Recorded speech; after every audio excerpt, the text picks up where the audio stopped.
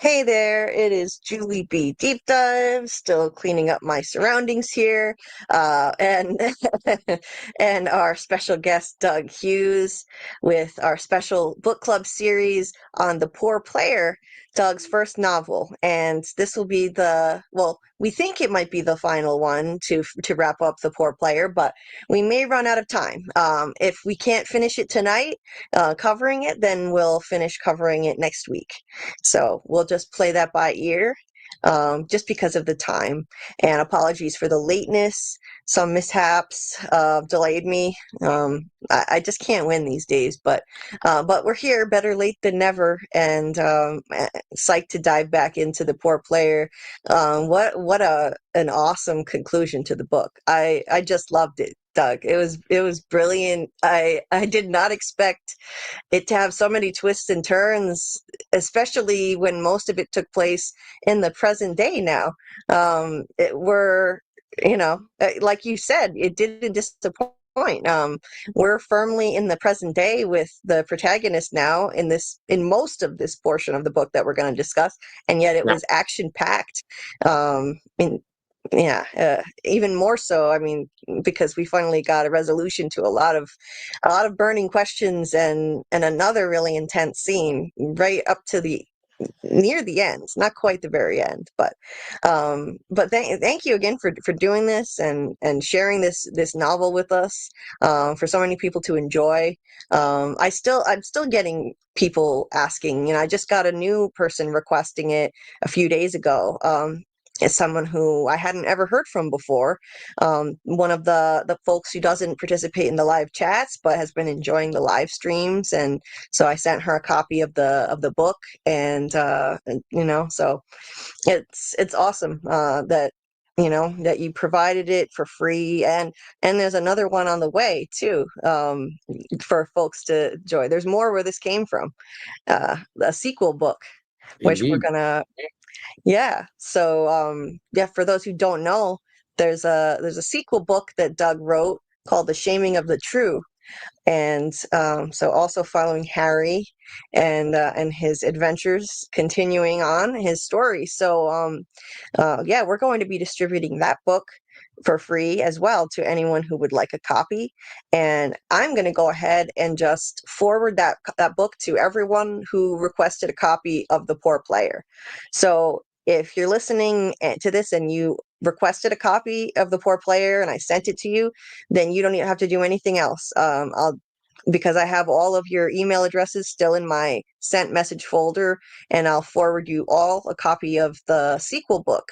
So that's all set. And then anyone else listening, you can still email me at JulieBDeepDives@gmail.com to receive a free copy of both of these books written by Doug. So that's that. How are you doing tonight, Doug? I'm well, thanks. Awesome. And I see you've been chatting in here in the live chat with folks Yeah. already. Let's see who's been here. Faith and Repentance. So nice of Faith to drop in again. Please show Doug and Julie some love and strike that like.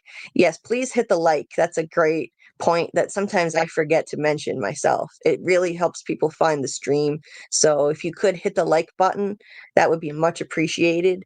And if you apparently I some of this stuff I'm still learning and I had forgotten. If you save this video to a playlist, share it even to yourself, like share it, via email. I guess you could even send it to yourself. Um, it actually boosts the video in the algorithm. So, and commenting in the permanent comment section when the stream is over, that opens up. That's another way that you can help push this video out to more people. So thank Interesting. you, I didn't Faith, know. for outlining those things. Yeah, appreciate that. So I'm gonna skim through here, and see. Hey there, Amy. Nice to see you. Hope you're doing Hi, well. Amy. Hey, Michael. Bonjour, boys and girls. Bonjour, Michael. Sorry to hear about the Sorry to back. hear. What was that? I was just saying, I'm sorry to hear about the back. Michael's been having some issues with his back, as well as being sick. Oh, sorry to hear about that, Michael. Hope you feel better. Hope your back feels better and you get well soon. The only good bug is a dead bug. Would you like to know more, Trooper? I'm guessing that's a quote from something that I don't know. I believe that's from Aliens, is it not? Is that from Aliens? Oh, No. I've seen that only once, and I'm terrible at remembering quotes, so that very well could be. Anyway, well, feel better, Michael. And I'm gonna keep on scrolling here. Hey there, Doc. Nice to see you. Um, and Doc had asked you if you had ever performed in the Black Crook. You said no. Um, you have been the subject of, speaking of things you've performed in, Doug, or haven't. You've still been the subject of debate this week over Welcome to Derry. You're sick And of it's about so funny because everybody goes, because it looks so much like him. And I look at the picture and I'm like, what the hell are they talking about? I don't know. For the record, no, it's not me. I wish it were. I could use the paycheck, but no, that's not me. So let the record show, Doug is debunking those rumors. He was not on Welcome to Derry. Sorry, folks, but that one is not true. And yeah, If it people were were, I'd really up in happily arms brag about it. about it, but no, it is not. So, Yeah. When it came up in my Discord, people were asking about it, and apparently there was a YouTuber. I can't remember which YouTuber, but some YouTuber said it was you, credited you as being that person. that's all it And takes right there. That's really all you need. And the next thing you know, it's gone viral, yeah, so I said, I'm sorry to disappoint you, but I'm pretty sure Doug debunked that in my live chat last week with somebody who asked. So yeah, I was pretty sure that you had already debunked it. So yeah, sorry, folks, that was not Doug. But moving on, um, let's see. Da-da, I mean, there are times uh, when, like, if you've signed a non-disclosure agreement and people ask questions like that about you, and it's something that hasn't been released yet, you wouldn't say no. You would just say, "I'm sorry, I can't comment on that," because right, you don't want to lie about it, but you can't give any information either, So right. yeah. That's true, right? But Doug is just outright denying it. So, so there you go. That should answer that question. Hopefully, lay that rumor to rest. Hmm. Um, and, hey, Vibrant Numerals, nice to see you. I hope you're doing well. Check out Vibrant Numerals channel. Really interesting stuff on numerology. If you're interested in learning more about that. Hey there, just me. Nice I to just see you. need. Hope you're doing well. Um, let's see. Um, thank you, Amy. This is the first time I bothered even putting makeup on in like a month. So it made me feel a little bit better. I just haven't been feeling up to it. So, um, but sometimes fixing yourself up on the outside can cheer you up a little bit. Um, Doc dropped the link to Vibrant Numerals channel right there. You can find it there. Thank you, Doc. And oh, hey, Lori at Real Cinema Therapy. Nice to see you. Hope you're doing well. Hi, Lori. And yes, and there is Lori's channel. She's doing some awesome work. The latest show I noticed that she's covering is Pluribus, the new Apple TV series, something that I'm planning on doing some content on myself. It's too good not to. So I wasn't planning on it. I kind of have a full plate right now, but I'm definitely going to be weighing in on that show. So stay tuned for more on that.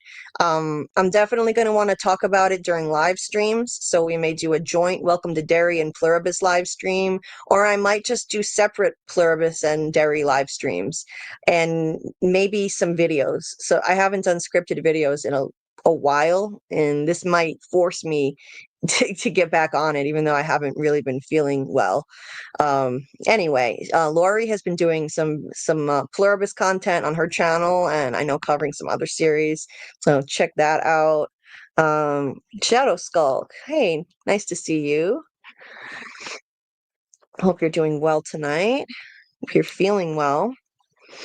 Yes, I agree. Pluribus is very much like a cross between Severance and From. Yes. Hey, Trace. Nice to see you. Oh, speaking of Okay. content, there's something that happened recently. Are you familiar with the podcast What is From Cast? Yes, I am. Um, Lizzie, one of the moderators there, contacted me yesterday and asked if I would. They have a newsletter that they put out. She asked me if I would write a little thing for their newsletter, so I wrote a little something for her. So I don't know when that'll be coming out, but if you follow them, you'll probably find it on there, I guess. Oh, cool. A Yeah, newsletter, huh? I wasn't aware of that. me neither. It just kind of came out of Yeah, the blue. I had an interview with them like a year ago, and yeah. she just sort of popped in out of the blue on Instagram today or yesterday. Asked me if I would do a little thing for her, and I said, "Yeah, sure." So Cool. Well, that's awesome. Yeah, that was the first content I ever found on From for season one when I watched it last year for the first time. I couldn't find much content about season one, but I watched or I listened to every podcast they did on every episode, and they do a great job. Lizzie is a real character. She's funny. yes, she is. Anyway, yeah. But we digress. Yes. So yeah, so let me pull up my notes here and we'll dive into the last segment of The Poor Player. We started, I think, around page 307-ish That's for right. this week. And I just want to say up front, because of the fact that this is such an important part of the book. There's so much stuff going on. I would really encourage people, if you have questions or you want to make comments about this part of the book as we go along, please do. I'm really interested to hear people's responses to it. So if anything comes to mind, don't be shy. And if you want to call in and chat with me, I'd be more than happy to do that too. Yes, I just posted the call-in link that reminded me to do it, and I'm going to pin it to the top of the chat. Oops. I'm going to pin it to the top of the chat. So wait a minute, that's not it. So it doesn't get lost. Where is my live chat here? So if you'd like to call in and come on panel to ask a question or make a comment, we strongly encourage you to do that. Doug would love to hear from you, and so I posted the link. I'm gonna try to pin that if I can. I'm having a little trouble. Why is that not? Hola, Tres. Why are you not cooperating? Um, well, I'll keep working on trying to pin that. I think I'm just gonna reboot my phone and actually no, I can't. My notes are here. So no, not gonna do that. Oh, I know. I'll pull it up in my YouTube tab here and I'll just pin it in here. So we'll do it that way. And yes, we'd love to hear your thoughts. Any questions or comments on this section of the book? It's the last section of this 400 plus page novel and has huge reveals in it to this because there's a as much as this oops as much as this book has a lot of comedy in it, there's a huge mystery underlying the whole thing too. So I enjoyed finally getting answers, and just like you promised, Doug, you answered every question that I had, things that were lingering in the background for a really long time that I was wondering about. You answered everything um, in a very satisfying way too. Not predictable at all. Cool. Yeah. I'm glad that was your experience, because I know a lot of people, as they're reading it, get frustrated with the lack of answers to these questions, kind of like they do with From, but it doesn't really bother me that happens unless it gets to the point with someone where they're so frustrated that they just give up on it. But I haven't had anybody give me that kind of feedback. Because when they say stuff like, why is this happening? It's like, don't worry, you're going to find out. I know that they're going to get there eventually, you know. I don't mind. I'm somebody who doesn't mind delayed gratification, Well, you're not in the getting minority. answers for a long time. You're lagging, by the What way. did I you don't say? know. Oh, Yeah, you've frozen on us. I don't know if you can still hear me. okay. Ah, Hold I on. think you're back. You're back. Okay. Okay. Pinning that link. So now it's pinned to the top of the chat. So anyone who'd like to call in and talk on the panel, you can click on during the live. I'm going to leave it there. That's an open invitation during the live. It's right there. You click on the link and you can keep your camera on or off if whatever you choose, and that's that. It's really simple. It couldn't be easier, honestly. Anyway, yeah, I was trying to say when I was lagging that as someone who loves the series From, um, I'm not abandoning the show over these, these questions that are unanswered that we have to wait on. There are some people who've literally abandoned From because of that, and just like I wouldn't abandon that, I wouldn't abandon your book because I'm waiting on answers. I don't mind delayed gratification. I don't mind waiting. I enjoy a good mystery, and so a slow burn, I can take it. I'm patient enough to wait. What would be the fun if you revealed everything much earlier? What would there be more to do? Just have the characters go off on a lark together and have fun and like talk about their experience. I mean, you have to keep it going. You have to keep some questions unanswered, so you're keeping us guessing as long as possible. That's the nature of the beast. And these are exactly the things I say to people who get frustrated with the pace of From. And most of those people, I think, are the ones who are just there for the blood and guts. And they're not really watching the series on the level that it's offering to them anyway. So it's like, okay, fine. You flunked all those courses in school that, you should have been paying attention to, which would allow you to enjoy this series more fully. What are you going to do? Exactly. If you're watching it for the wrong reasons, then sorry, but the show is just not for you. The show is not about the blood and guts, and you've got to just be patient. It's a mystery box, and it's not. It's about a lot more than just the mystery box too. But that's a whole Yeah. other ball of wax. But yeah, so I'm uh, I'm I'm glad, and a lot of times, you have to just have faith in the creator of whatever work you're enjoying, whether it's the show From or it's you as an author. You have to just put your trust in that your questions are going to be answered. And okay, sometimes your trust is misplaced, and there are certain series and movies and books that have let people down, and they still find there are too many unanswered questions, or there's an ambiguous ending that they don't like, and that's unfortunate. But when it comes to a mystery like this, you really needed to answer questions like, what is the deal with all these train wrecks that are constantly being mentioned in the book? Just continuously mentioned, that couldn't be just thrown in there for no reason. Logically, I knew there's something behind that. And it finally bears fruit in this section, which we're going to get into. Things like that. And then there are, the more explicit questions, of course, that needed answering. But even just things in the background, like that make you scratch your head, like why is this coming up again and again?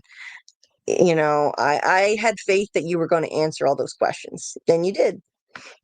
So I'm glad your hey, patience was rewarded. it sure was. Hey, Debbie. Debbie said, I'm falling asleep. Just needed to drop a like and say hi. Thank you very much. Sorry you can't say, Debbie, but hi. Yeah, sorry that you can't hang around longer, but Debbie is one of those early to bed folks and early rising, so understandable. I have a premiere at 5 a.m. Oh wow, yeah, you got to Ouch. get some rest. Um, I don't know if that's like one of your videos you're premiering, but good luck and enjoy whatever that is. I think Debbie's been putting out videos on her channel. And she has time lapse videos of the art she creates on her channel. So you can check out Debbie's channel too. For folks in the chat who want to check out Debbie's art, as a matter of fact. She's a lovely person and an amazing artist. She makes beautiful things. And Doc here posted the Fromely Connection channel here, where he posts videos with visuals based on community theories and From Academy research. So you can check that out. Anyway, so let me get my notes up here. Got my phone and my notes in front of me so we can dive into this portion of the book. Okay, so let's see.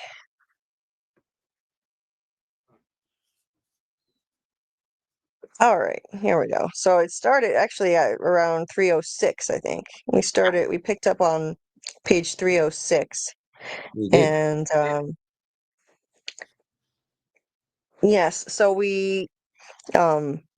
let me see. Okay, so we pick up in the present day where uh, with Harry on his media tour doing interviews, and he's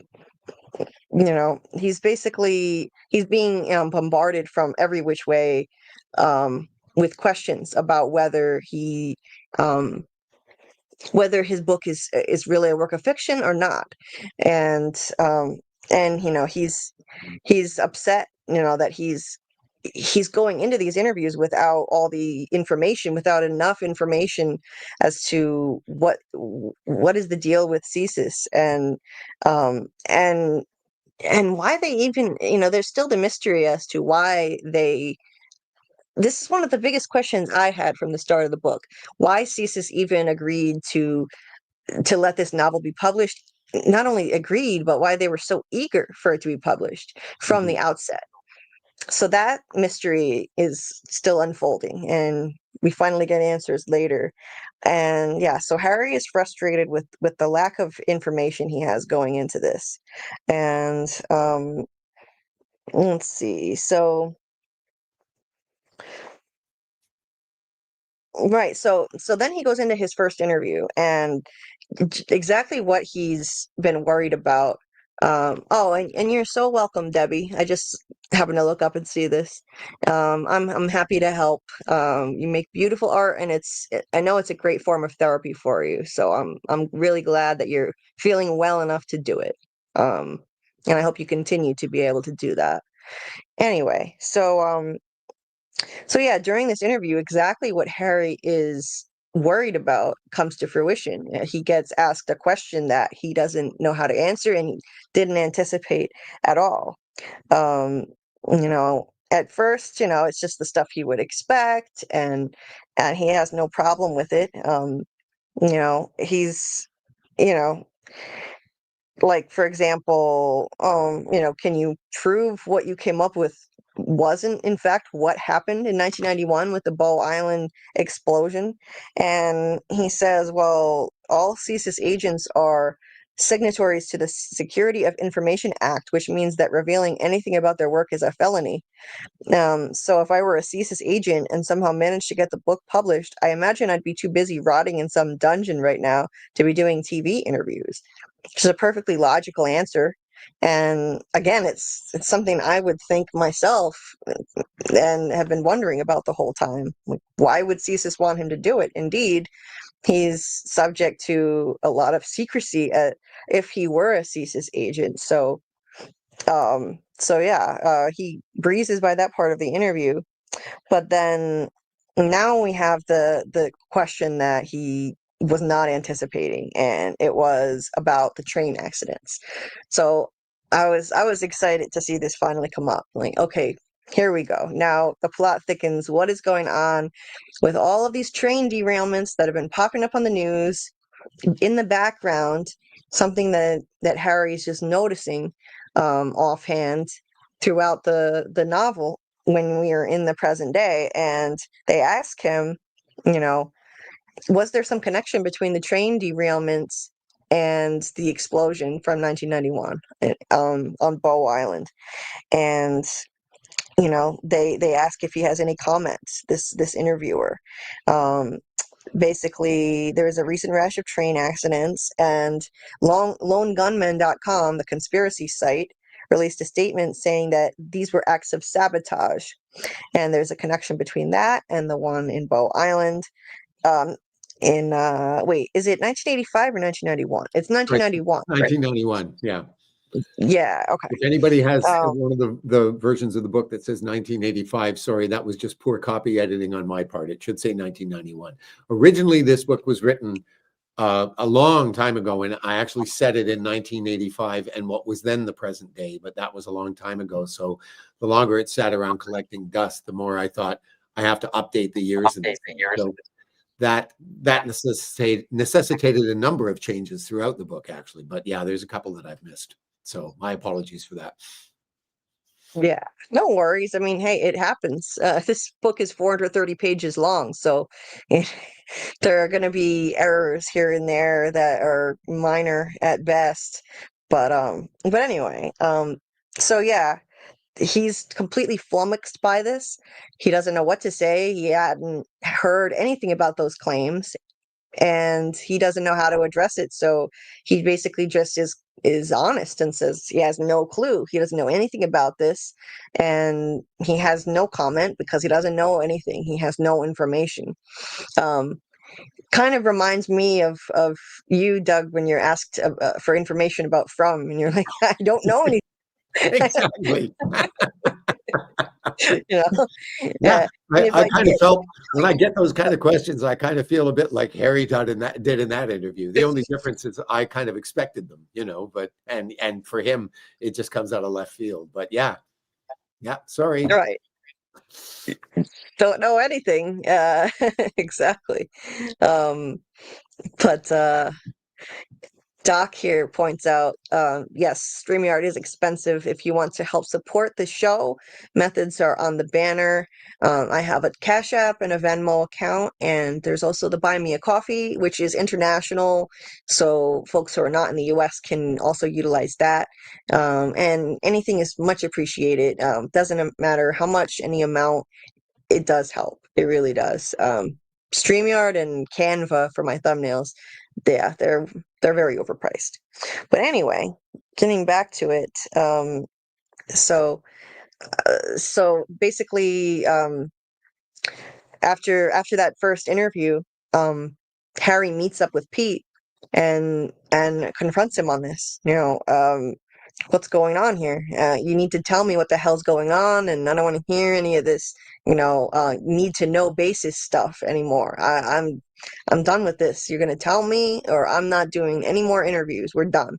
I'll just get out of the car right now. He just lays it on the line like that, and so Pete, tries to resist, but he says, "Okay, I'll tell you everything you want to know. This time I'll give you all the information, but only after all the interviews are done." And so that's the deal they make. And he's good for he's sort of good for his word, I guess. Um, I don't know if he tells him literally everything, but he tells Well, him, he yeah, tells him what he needs to know for now. Absolutely, yes. yes. So he tells him, everything that he needs to know right now. And oh, Faith sub to Deb. Awesome. Yeah. Check out Debbie's channel. Debbie Ebby Bo Bebby.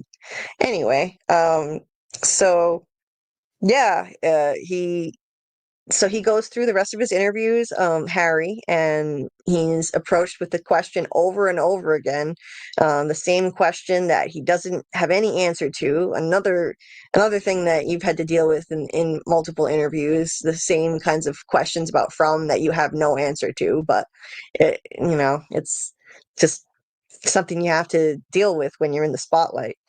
And so Harry goes through it all and just again keeps repeating he doesn't have any information. Um, and then he goes and he talks to Pete. And what does Pete reveal? Um, Quite a bombshell, actually, that Julian, our friend Julian, um, the arch villain of the story, is alive. He didn't blow himself up. He's alive, and that explains a lot. That Bet you didn't explains see a that one lot. coming, did you? I didn't see that coming at all because it looked like certain death for him. Yeah.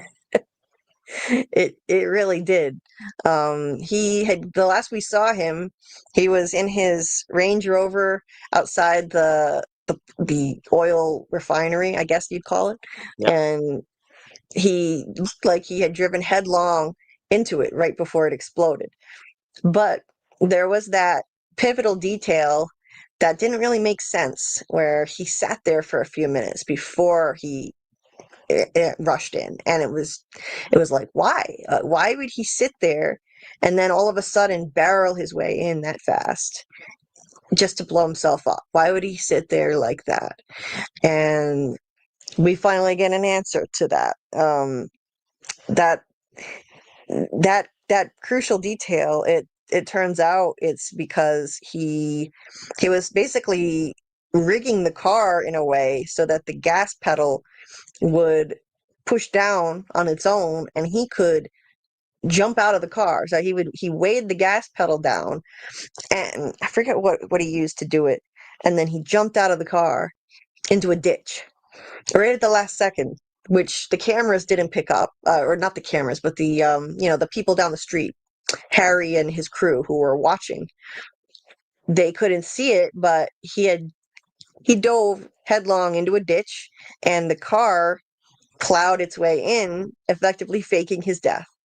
And of course, Um, because he was on the far side of the car, when he dove into the ditch, they wouldn't have seen him anyway because the car is scooting off, but he immediately jumps into the ditch. So the car is blocking him as he's doing this, so they don't see him do it.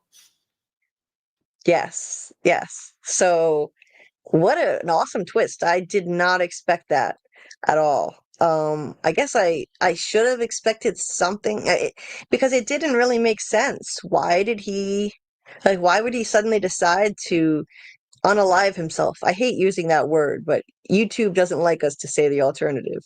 Yeah, Um, why would he want to do that all of a sudden? He didn't seem like the type. He There was really no reason to do it. He had control over when, like, he knew exactly when the explosives were going to go off. Um, he could have gotten away, probably. I'm sure he could have gotten away in time. So why do that? And so, I mean, it makes sense. The alternative makes more sense. His plan was foiled, and so this was a matter of faking his death. Harry bested him, and he had to get out of Dodge and go underground. yeah, So that's what he did. That's how he faked his death. And this was back in the day before there was so much heavy surveillance everywhere. So he was able to get out of there, unnoticed by anybody. absolutely. And that one lone security guard was gone. That dummy who was sleeping outside the oil place, the oil factory, he took off to get away from the impending explosion. So there was nobody to see Julian get away, and that was that. So yeah, I loved that twist, especially knowing Julian was still out there, and inevitably there was going to be another confrontation with him. And so I was looking forward to that because what a fun villain to read about. And um, And yeah, we so also learned something else in this discussion with Pete, not just that Julian is alive, but that he's connected to these train derailments that have been happening. yeah, so yeah, so because he was following the way that the explosions were happening. It was done in a really similar way to the explosion at um what is Oh, it? The Island. island, Bow Island. It was really similar, the same type of explosive. And not only that, but there was a certain signature way that it was done, which pointed at the same culprit. So it was a common type of explosive that was used and faux. Same wiring, same blasting caps, same explosive. But that wasn't all. There was like a same kind of quirky wiring too. And so like some of their tech guys said, like one of them said he went through the records for this and looked back at the blast in 85, or sorry, 91. I keep having 85 stuck in my head. 1991. And he says it's the only time he's seen this kind of setup. It's as good as a signature. So at CSIS, Pete said they're sure that it was him. They just didn't have evidence to back it up yet. Um, and they said it made perfect sense too. You know, he, I mean, right now, like with the political climate that was going on, um, the same industry, the oil industry from 85, or my God, from 91, the same industry is now pushing the government to let them build more pipelines again. Um, and what better way to do it than to, you know, to show like this is unsafe transporting them via plane, via train rather, because of all these look at all these trains getting derailed. We should build more pipelines. It's safer, and this would, you know, quiet down all the talk about the environmental damage that it would cause, because the human cost would be, you know, paramount. So yeah, you know, this would fit perfectly. You have trainloads of oil and gas products start blowing up left, right, and center, and the government and the oil boys are stepping all over each other. Um, you know, they're, you know, so it's really ideal. It's a perfect way for, um, you know, for them to achieve the same kind of goal. And so yeah, they were sure that it was Julian, but he couldn't have done it alone. Um, he couldn't have done it alone because the train derailments had much more involved security. To get through all those layers of security, he would have had to have help in high places. And that was another tricky thing about this. They had to try to figure out who's helping him. He couldn't be doing this alone. Mhm. This was way more complicated than just blowing up one oil pump. Yeah. So that's another tricky feature of this. Um, and you know, so they're, you know, they're trying to find Julian, and let's see, let's see, where am I in my notes? Oh yeah, and so this is how Pete finally explains why CSIS wanted um, Harry's book to get published. This was a way to draw Julian out of hiding, and how, because this, I mean, if they just put out some story, say on lonegunman.com, like a conspiracy theory website, saying that Julian is alive and is responsible for all this, the government didn't, I mean, Pete suggested that, but the director said, you know, the result of doing that would be just as bad as going public with this information. Because if that got out, it would only drive him further underground. So they needed to lure him out another way. And Harry, They, he they says, also "You're the talk one about person on how the planet who's beating this guy." they also talk about Go how, ahead. you know, why don't we just put his face in the news and that kind of thing. And Pete's response to that is, well, the director said, if we do that, we're just going to get all kinds of calls from crazies who are going to say, yeah, I saw him in the Walmart, you know, whatever. We're all going to be running around chasing our tails, and it's going to be a complete waste of time, you know. And also, we're going to be warning Julian that we're looking for him, you know. Right. So yeah, going public like that wouldn't work. He'd be warning Julian that they're looking for him. He'd go further underground, and they'd be wasting government resources chasing a bunch of crazies. So that wouldn't work. You know, putting out something anonymously, you know, planting a story online through like a conspiracy site, that would also drive him further underground. But he says to Harry, "You're the one person on the planet who's beaten this guy. All that time, all that money, all that planning he put into the Bow Island plot, and then you come along and fuck everything up at the last minute. He's forced to fake his own death, go into hiding, and do God knows what for the next 30 years of his life, all thanks to you. And now, to add insult to injury, the whole world is reading about how you spoiled his plan." Um, so that would hurt his ego enough to so that he wouldn't be able to take it anymore. So he would come after Harry. And meanwhile, the CSIS folks would be watching Harry and keeping an eye on him. So, you know, ideally he'd be safe. And if Julian tries to make a move and come after Harry, then they would nab him then. So that was what they were thinking. And um, yeah, so then let's see. Harry rightly points out that this is a really stupid plan. Yes, he does. Harry says this is the most convoluted, ridiculous plan I've ever heard of. Yeah.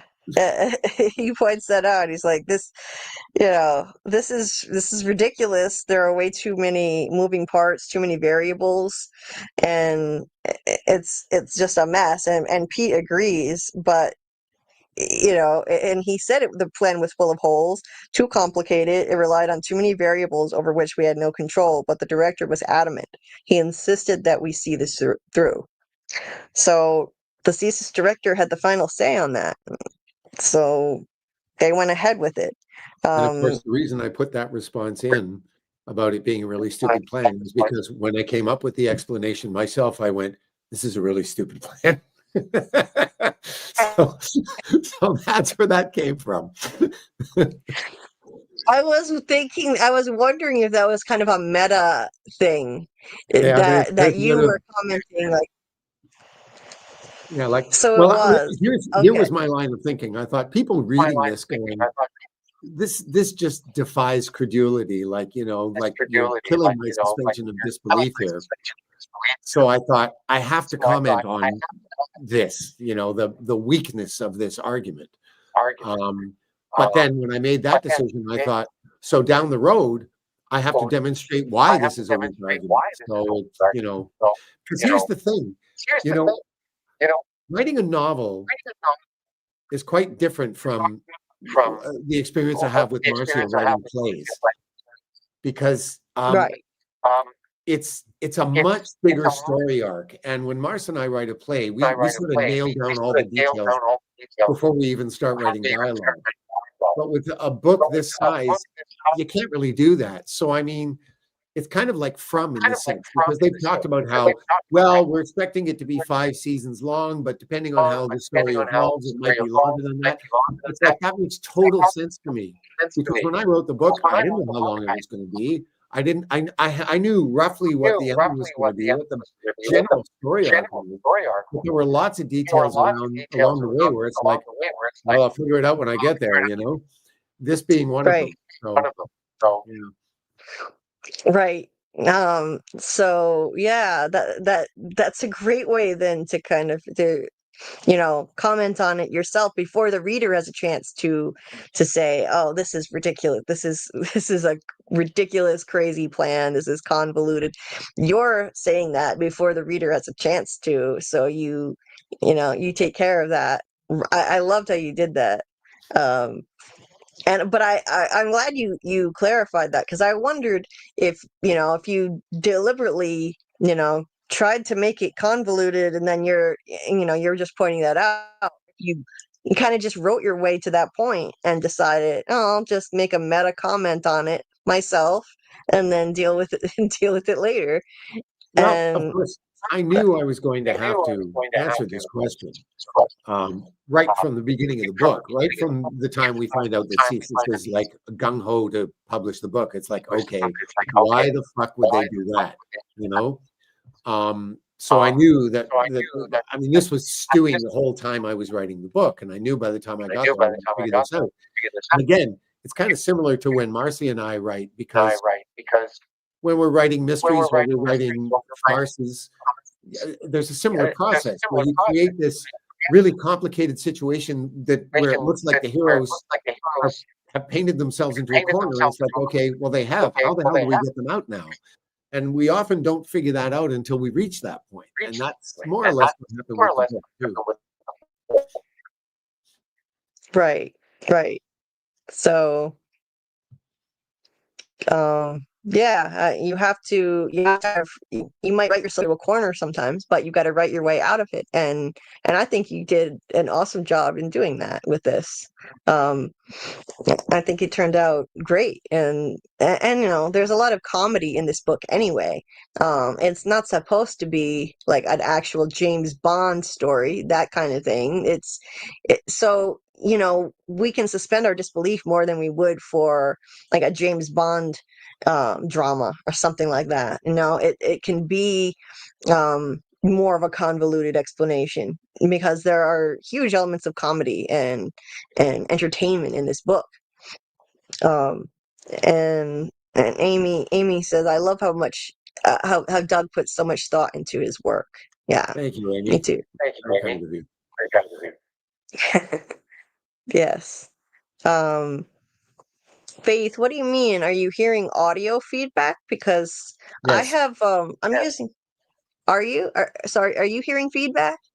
Yeah. Oh, that might be my device causing it. Um,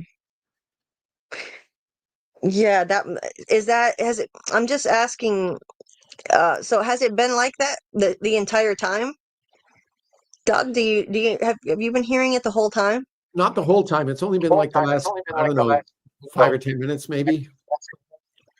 Oh, okay, then maybe it's not my device. I was gonna say if it's been the whole time, then it could be my device causing it. Sometimes the device that you use can cause feedback, and I've never used this one for a live stream. It's the same as my other laptop though. It's just a different year, but it's the same model. So it shouldn't have issues. And okay. Amy says I hear it too. Yeah, it's not when Huh. you're talking, it's only when I'm talking. That's weird. Um Bill said only when Doug speaks I hear an echo. Um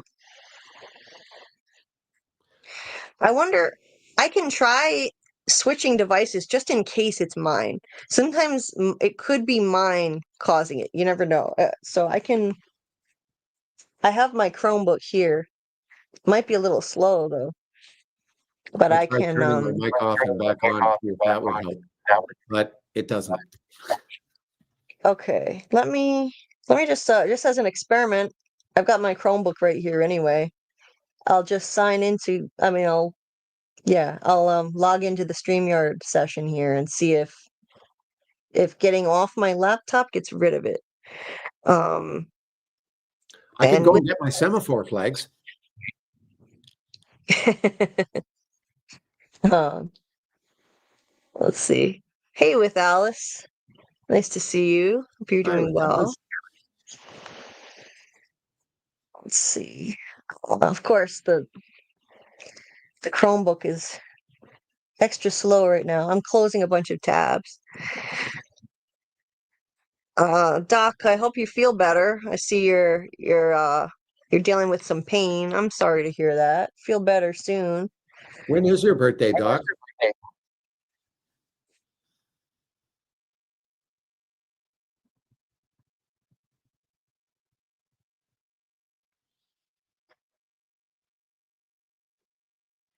And Bill Chill, nice to see you. Hope you're doing well. Oh, hi, Bill. Oh, hi, Bill. I'm trying to get the Chromebook to work unsuccessfully over here. Well, maybe I we should just feel, live with it. yeah. Okay. Yeah. Because the only other option is my phone, but my notes are on my phone, so I can't do There you that. go. Yeah. Okay. Okay. All right. So let's So hope Harry he has gets finally been better. read into what's going on. Right. Um, right. So yeah, so basically they're just gonna continue with the book tour and see if Julian decides to take the bait. That's what the director wants, and they figure all this attention um on Harry, him in the spotlight, doing a nationwide book tour and interviews, book signings, that all of that attention would really rub it in for Julian, in addition to the massive book sales, which are still climbing.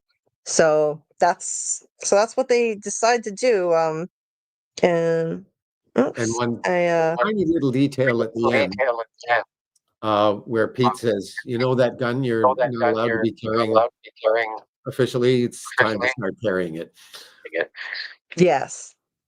So yeah, so yeah, he's got that gun to protect himself, but Harry gets the sense that he's probably very much on his own. He doesn't feel very protected.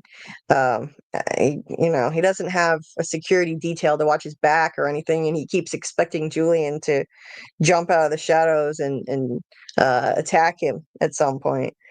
Um, and yeah, but yeah, I like how Harry like you deliberately poked holes in your own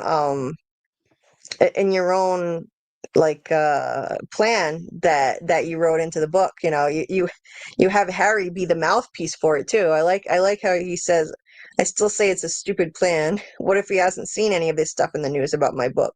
Suppose he's living in some hut in the wilderness somewhere, like the Unabomber, and even if he has seen it, he's not going to come after me. The guy hasn't stayed invisible for 30 years by being stupid. He's a smart guy. He's like a criminal mastermind. Why would he come after Harry? He still is nervous as he's going around. He's a little nervous every now and then. He thinks maybe Julian might jump out and come after him, but logically he knows that it's not likely to happen because Julian is too smart for that. And I like how you put that right into the book so that you anticipate those issues before the reader has a chance to do that. Oh, and yeah, and as far as who could be his accomplice, he definitely isn't doing it alone. So Eric Tompkins, the guy who works for CSIS, and also he was part of the oil company, like they he had help from them back then in 91, and the Western Separatist Party. So now someone's got to be helping him too. So yeah, like I mentioned before, someone's got to be helping him get through security. Someone's got to be bankrolling this, and so yeah, a vast, shadowy criminal organization with very deep pockets that has managed to wage a countrywide campaign of terror for months on end in complete secrecy. That's what they're dealing with here. That's what they believe that they're dealing with, Yeah. and yeah, so it's like, what is going on? So that's what's up in the air at the moment in the book. And then let's see. And then we take our last trip back to 1991. Yeah. So the last flashback to 1991 is up next. And so you find out the aftermath of what happened, the aftermath of the Bow Island explosion. Um, So, of course, there's a media circus involved, swamping the area, and Marla, her parents, not Harry, though, because Harry had no ties, no visible ties to the AEA. So Harry is not in the spotlight, but Marla is. She's being hassled, and so the way that it was handled, in terms of the RCMP, what they decided to tell the public, um, so they made up a ridiculous, a bogus story about who was responsible for that explosion. They said it was not the AEA, the Alberta Ecological Alliance, but an obscure radical Mennonite sect of all things. I thought this was hilarious. Uh, who believed the automobile was a satanic invention. The manifestos found both at both bomb sites and the faxes sent to the media attributing the attacks to the AEA were created by the sect in an attempt to draw attention away from themselves. However, according to an RCMP spokesperson, further details were hard to come by as the entire sect was reportedly wiped out when they incorrectly programmed the timers on the explosive devices. That's hilarious. And how could they could possibly expect the public to believe that? I find that so funny. The Mennonites couldn't be more peaceful. They would never do anything like that. And my mom's family all came from the Mennonite faith, so I know that well. That's hilarious. I love that little story you concocted. And also, handling bomb making materials is not one of their big strengths either. Hardly. They're very much stuck in the past. They wouldn't have any clue how to do anything like that. No, that's really funny. But that's what the RCMP dreamed up as a cover story. I mean, they can't have people asking too many questions about what's going on, and they wanted to give answers, I guess. So that's the story that they gave. It's actually CSIS that comes up with this bogus story. Right, CSIS. Yeah. CSIS, naturally. And yeah, because God forbid they ever actually be straight with the public about what happened and who was responsible. So no, they had to come up with a lie. So they did. Um, and unfortunately, there weren't any major repercussions for the oil and gas executives, in terms of like there weren't any criminal complications. They didn't get implicated for being part of a conspiracy to commit this bombing and the Western Separatist Party. Now, but with the oil executives, they said that Julian Novak and Eric Tompkins were the only ones they could actually tie to the bombings. Um, so so there was that. No, wait, did it say what happened to Tompkins? I'm trying to remember, and I don't see it here Yeah, in my he's notes. killed by Marla. Oh yeah. Of course. My God. So the two guys that Um, they can directly tie to this terrorist act are both dead. So there's nobody. they're both dead. Yeah, Yeah, that's right. He's dead. Yeah, I knew he got shot, but I couldn't remember if he died. Okay, so he's dead. And yeah, so that's that. They have no evidence to pin on anybody else, but they do manage to get some of the oil executives on securities fraud, because they plan to cash in on the rise in oil stock prices when news of the bombings got out. So that'll cost them a fortune in fines. They could potentially face criminal charges for that too, just not for the conspiracy to actually commit the bombing.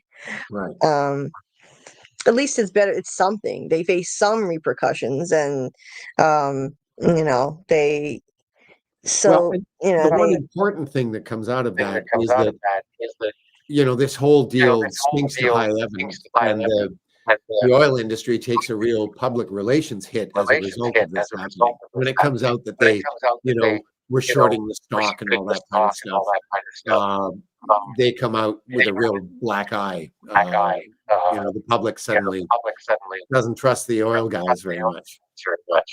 right. They don't, and yeah, and oil stocks tank as a result.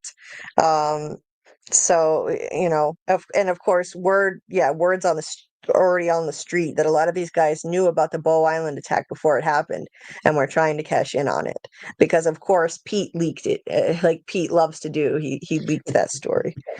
So that's something anyway. And what they do is a thankless job. Like they don't like Pete said, get used to it, kid. They don't hold public award ceremonies for what we do. Yeah. So this is really unsatisfying for him after everything he just went through. I mean, let's not forget Harry almost died just now, and his girlfriend Marla, and he just saved the day. Prevented that disaster from happening.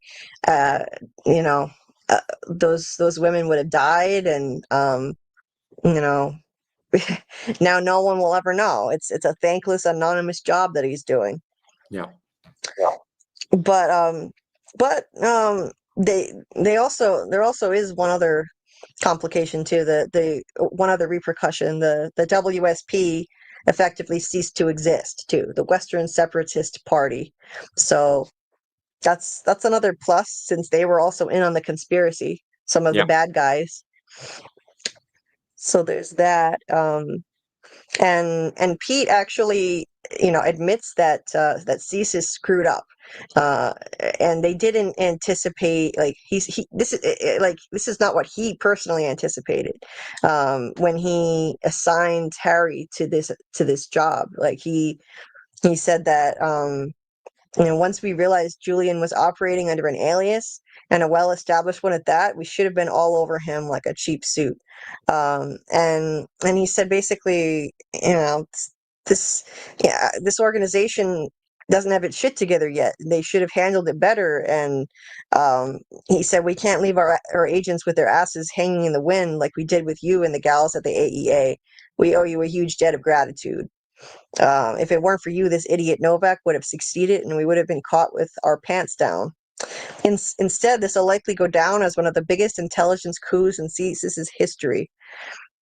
And no one will ever know that Harry was responsible, except one day through his book, if people actually believe the rumors that it was true. So... But I thought that was cool, though. Pete was giving him credit. It's not worth much. It's not a big award or public recognition, but this guy is kind of like a surrogate father figure, and he's giving him credit for a job well done. And so that's worth something in itself. Which is all you ever get in this business, if that. Right. It's warm in here. Sorry, I'm gonna take off my jacket. It's surprisingly warm in here. It was 67. No, tomorrow it's going to be 67. Today it was 62 degrees here, in Iowa, which is very strange for this time of year, the middle of November. And the warmth has found its way in here. So, okay, that's a little more comfortable. So anyway, so he doesn't even get a raise out of all this, Harry, because the department doesn't have enough funds. So no raise for him, even after everything he went through. And that's that for that chapter. There is now, on the personal side of things, now we have a development with Harry and Marla, which I knew had to be coming, because Marla is conspicuously absent from the present day. So something had to happen. Something went wrong somewhere. And so I thought, okay, well, what else could be coming up in terms of the flashback scenes? They've got to be breaking up for some reason. And here it comes. So yeah, so there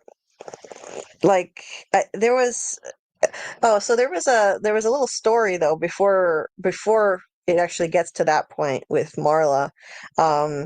Harry tells a story about a girlfriend he had when he was younger, and I couldn't help but wonder if it was true, if it was something that actually happened to you.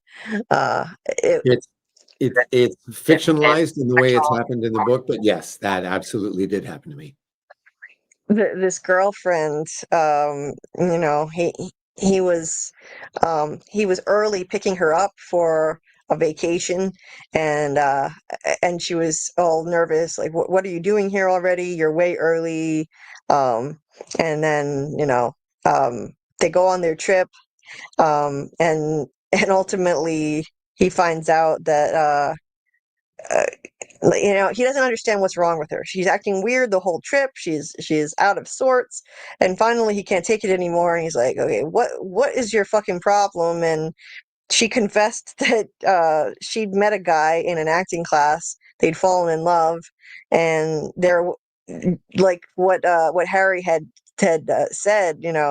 Did you have some guy running down the stairwell uh, that morning when he was picking her up? And she confessed that yes, indeed, there was a guy running down the stairwell.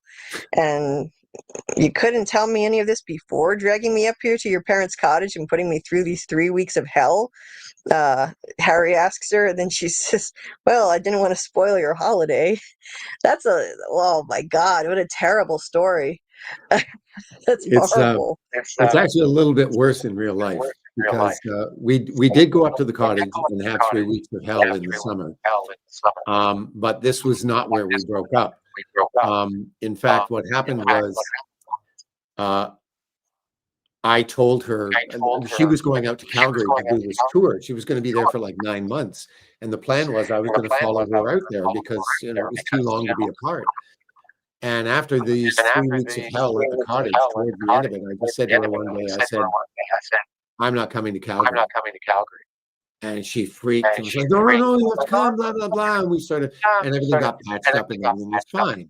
So by the time she left for Calgary, to all intents and purposes, everything was back to normal. And this was pre-email, so we would be writing each other letters. And I noticed after a few weeks that her letters were sounding less like personal letters and more like travelogues. And I thought, what's going on here? Anyway, a friend of mine and I both, my friend was going to Edmonton, I was going to Calgary to be with my girlfriend, and we got a drive-away car to get us most of the way there. Then we took a train up to Edmonton, and then from there I took a train down to Calgary to see my girlfriend.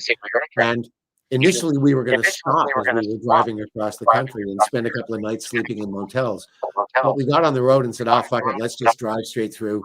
And we slept in the car in shifts. So we got there like about a day early. And when I got to Calgary, I called her from the train station. I said, hi. She said, hi, where are you? And I said, I'm here in Calgary. And she said, what are you doing here already? And I went, what's with that? Anyway, she recovered pretty quickly, and then I gave me directions on how to get to her place. I had to get on this this subway and go like to the extreme south end of town, the same place where Harry ends up living when he goes to Calgary. And she met me at the station, and everything was fine. And then I proceeded to go through another 2 weeks of hell. The first 2 weeks I was there. And that's when one night we were on the train going back to her place, and she was being awful to me. And I just turned to her and I said, what the fuck is your problem? And she started to cry. And then she admitted she had fallen in love with one of the guys she was working with. So that's terrible. And I said, and you're telling me this now that I've quit my job and moved across the country and all the rest of it? Why didn't you tell me before? And she said, well, I didn't want to hurt you. Oh my God. Well done. Thank you. This is so much better. Oh, that's so much worse than the story in the book. Quitting your job and moving for nothing. Oh my God, that's horrible, Doug. I'm sorry to hear that. And then she was stuck with me for 6 weeks because it's like, honey, I've got to save up some money to go home. I have to go and get a job now and scrape some money together to go back to Toronto. So sorry, but like you're stuck with me. And so then we had to live together for 6 weeks. So that was the worst part of the whole thing. It was more torture. Yeah. More hell and torture. Oh my God. The only good news was while I was there, I landed a part in a show. So I got to do a show for a little while I was there. and that helped me go home kind of on schedule. So Well, that's something anyway. yeah. God, awful. Yeah, Amy, that is messed up. Jeez.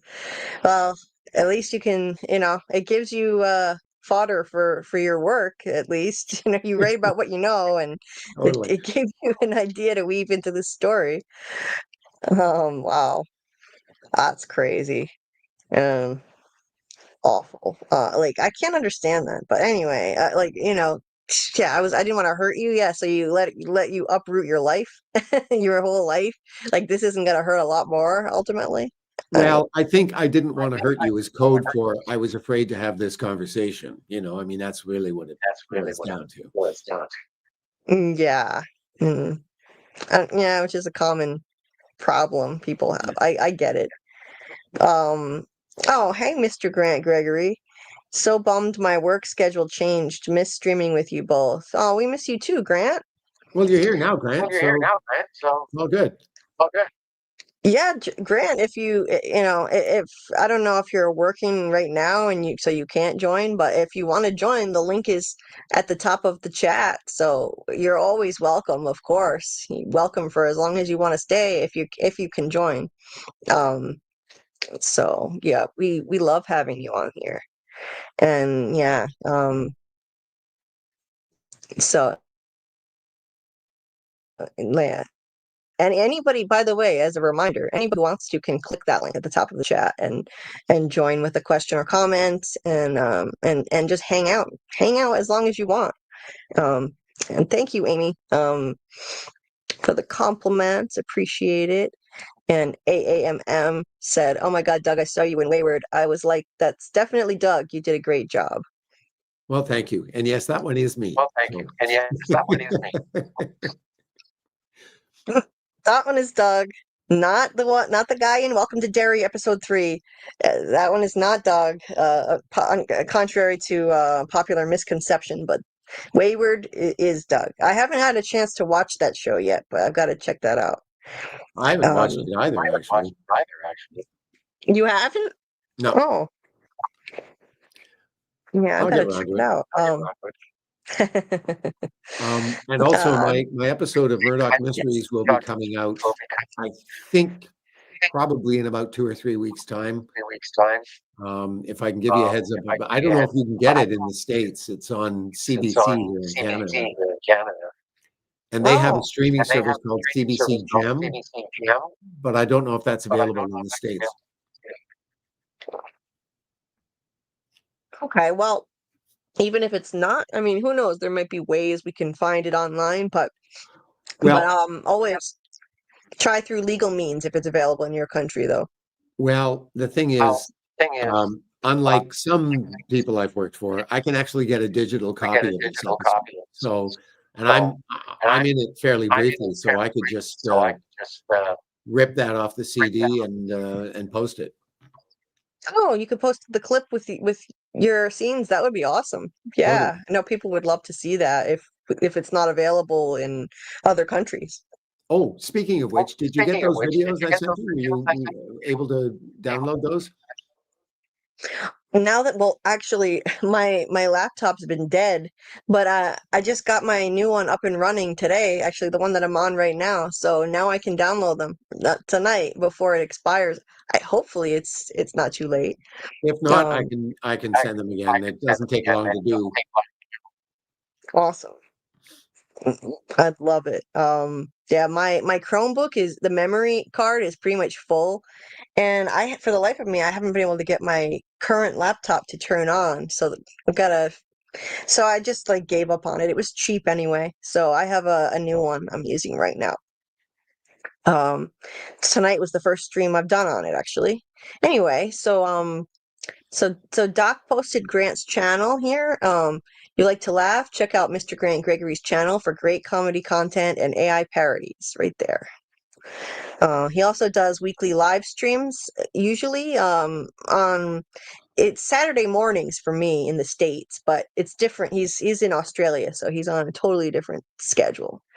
Grant said listening at work, I would otherwise. Oh, we understand. Sorry to hear it. Amy said hugs to Doug for that terrible, harrowing story. Well, it was a long time ago, Amy, so I've had some time to get over it.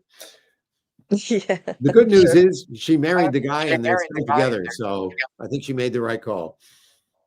Oh, yeah, at least, yeah, something came out of it. It wasn't just a waste. So that's good. Um, yeah, happy early birthday to Doc as well. Um, and anyway, so let's get back into Amy said instead of I'm the real Slim Shady, it's I'm the real Doug. Anyway, let's get back into the book here. So I'm just let's going to go see. grab some more water. So you go ahead and recap because I'll be able to hear you while I'm doing that. Sure. Okay. So so after Harry tells this little story about what happened with his ex-girlfriend, he says he's got a terrible feeling leading up to this, that Marla's about to tell him something similar, that she fell in love with some other man. And so he finally meets with Marla. Um, well, in between that, I should say. Let's see, before we get to that point, let's see, I think I skipped something. Yeah, I skipped something. Um, he also talks a little about how no wait, no, I didn't, sorry, I'm goofing it up. I didn't skip anything. So he talks to Marla um he says you know, like he asks her like if there was some man she was leaving him for, and he says and she says no, I'm leaving you for Rowena, the their castmate in their theater company. And so that's terrible news.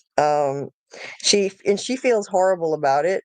Um, she was kind of dealing with emotional turmoil over the fact that she had to actually shoot and kill Tompkins to protect, herself and her father, um, and then she was kind of forced to deal with it without Harry for a while because he had to go back on the road, and she was there with Rowena, and Rowena was her oldest friend, her best friend. And she always knew she loved her, but she didn't realize how deep her feelings ran. And then as they spent some time together in the aftermath of the Bow Island incident, Rowena was there for her to lean on, and she realized that her feelings ran it way deeper than she imagined, that they were romantic and she was in love with her, and it was mutual. So they they got together, and so that's why there was that awkward moment a little bit earlier, a little bit before this, where I knew something bad was going to come of it, because Harry said I love you to Marla, and she didn't say it back. She just kind of deflected and said I have to go. That's never a good sign. And Harry didn't seem to really clock it at the time. He didn't seem to notice, like, that's a really bad red flag that she didn't say it back. Uh, Well, and again, this comes back to Harry's fatal flaw, and that is that his radar is excellent, except when his emotions are involved. And yep, here's a classic case that's in point. that's his blind spot. Yeah, because his powers of deduction are powerful. That's why he makes such a great spy. So it's like, how could you be so blind to overlook something like that? But it's because his emotions got in the way. That Yeah, was his blind spot. He totally. has really deep feelings for Marla. He always has. So that's why he didn't clock that. That was a red flag. And now we see why she didn't say it back, because she didn't want to lie to him. Obviously, she felt terrible about falling in love with Rowena and having to break the news to him, and she was just kind of stalling for time. They didn't really have any time to talk about it further in that moment, and And so, you know, as soon as they're able to get back and meet up together, she does break the news to him, and she does And the right thing. And actually, what you she says does register with him on some level, because that's why when he gets together with her for this meeting, he's apprehensive. He knows something's off. That's why he's thinking about the ex-girlfriend thing, you know? right, right. He knows something's off, and what the latest things that she says to him help, finally wake him up a little bit, because she says, "We need to talk," and that's never a sentence you want to hear. Yeah. "We need to talk" is always bad. It never fails. It's always going to be something serious or something negative. So yeah, so they have that heart to heart, um and she's very apologetic, and feels terrible about it, and he just falls apart, crying and devastated, over this, because he really does love Marla. And but I think the way that they handle the breakup, though, it's ultimately really healthy. They don't part ways in a bitter manner. They leave things on a civil note, and friendly, even, comforting each other, which is fitting, I think, for their relationship. They're not going to have a shouting match now, and that's going to be the last you ever hear from the two of them in this book. I wasn't surprised that, even though he's gutted by this, that it all unfolded in a healthy way, and they both just expressed how they felt about it, and comforted each other. And she comforted him, especially because he's devastated, and she's upset about it too, because she says that this is not easy for her either. She loves him too. um, she loves him in a different way. She does love him. It's not that she doesn't love him, but she's the depth of her love for him is different. With Rowena, it's deeper, it's more powerful, it's more of a romantic love at this point for her. So that's just the way it is. And so they part ways, and it had to happen. I mean, you see the writing on the wall, because she's not in the present day part of the book. Um, so yeah, I wasn't surprised but it was unfortunate to see it happen, because I think they were a really a compelling part of the book, and a couple you could really root for. They had a strong connection from day one, and it was nice to see Harry have a win like that, being the underdog who struggled with women his whole life, to have such a fulfilling relationship. I felt a lot of sympathy for Harry, in this breakup scene. There's one moment in it that always tickles me, and that is when she says to him that, you know, he she does love him, and it kind of took this experience to make her realize it. And I'm sorry that I'm sort of coming to this realization now. And he says, "Yeah, your timing does kind of suck." Yeah, I love that line. And it does. Yeah, it's it's a shitty time for her to have that realization. Grant has a question. How did Marla manage to sustain these contradictory roles, as in particularly spying on the AEA while being fully devoted to, I'm To Harry, guessing, I think. Harry? Yeah. Yeah. Well, they talk about that, that I mean, Harry talks a lot about his guilt at having to hide the fact that he's spying on Marla from her while they're starting this relationship. And she's basically going through the same thing, you know. She talks about how she kind of fell in love with Harry in spite of herself, and Pete was giving her shit for doing it. And although I don't think it's stated as uh, baldly as it is in Harry's case, it's implied that she's going through the same thing. I mean, you know, they both talk about how, hey, you did the same thing to me. You were keeping the same secret from me, you know, kind of thing. So they're essentially in the same boat. Right. Amy says, I absolutely love these characters. Yeah. I do too. I adore Marla. I just think Marla is like, I wish I could meet her in real life, you know? Yeah. Yeah, she was likable from the first scene. And yeah, so you really rooted for them as a couple. They're both such likable, empathetic characters, for the reader. So yeah, I agree, Amy. I felt the same way. And and yeah, they were both spying and keeping things from each other. So, you know, they both kind of could have had the same guilty conscience. Um, so when they both find out, when, like, the truth, or when Harry finds out the truth about Marla, it's like, well, you know, he was spying on her too, and lying about it. Well, not spying on her, but spying and lying to her about it. Um, Grant said Marla reminds me of Greta Thunberg at the beginning, but I realize now she is a politician through and through. Oh, you mean you're talking about Greta being a politician, Grant? I'm not sure.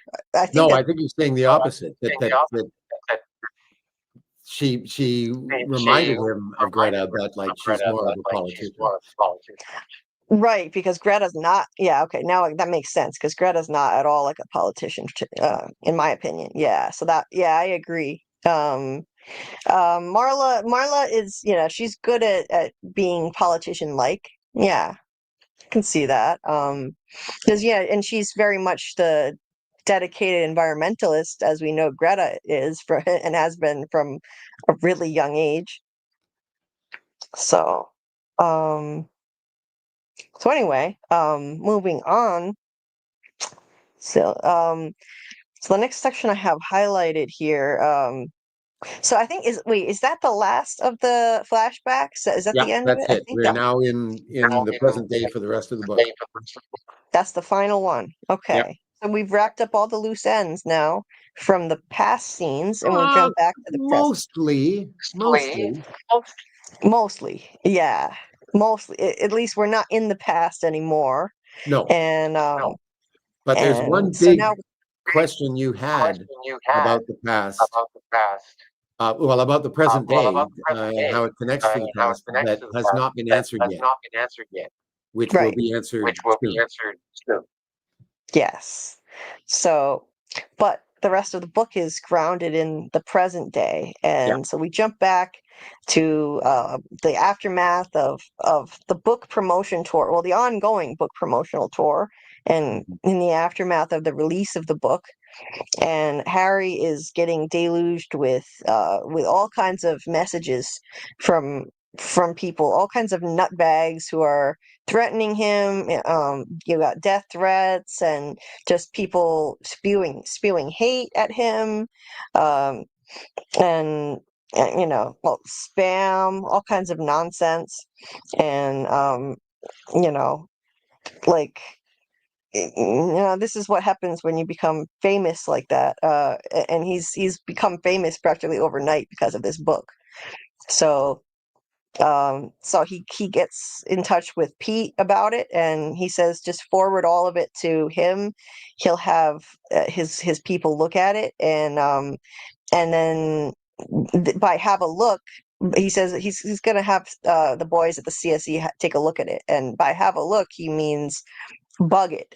He's gonna bug all of his devices, um, and and so that way they can track where all this stuff is coming from, all these messages to Harry. Yeah. Yeah. So yeah, that he so he agrees, and you know, and Harry asks this tech guy, well, what if I get something, you know, private? And the tech guy, Phil, literally just laughs at him. He says, "You think anything?" He gestures at the devices in front of him and says, "You think anything on these puppies is private?" And he makes a good point. I think we overestimate how much privacy we have in the digital age. Honestly, hackers can access all kinds of information. The idea of privacy is kind of an illusion in a lot of ways now. Anyway, Particularly when you do what I do for a living. I mean, I kind of have to make myself available publicly, you know?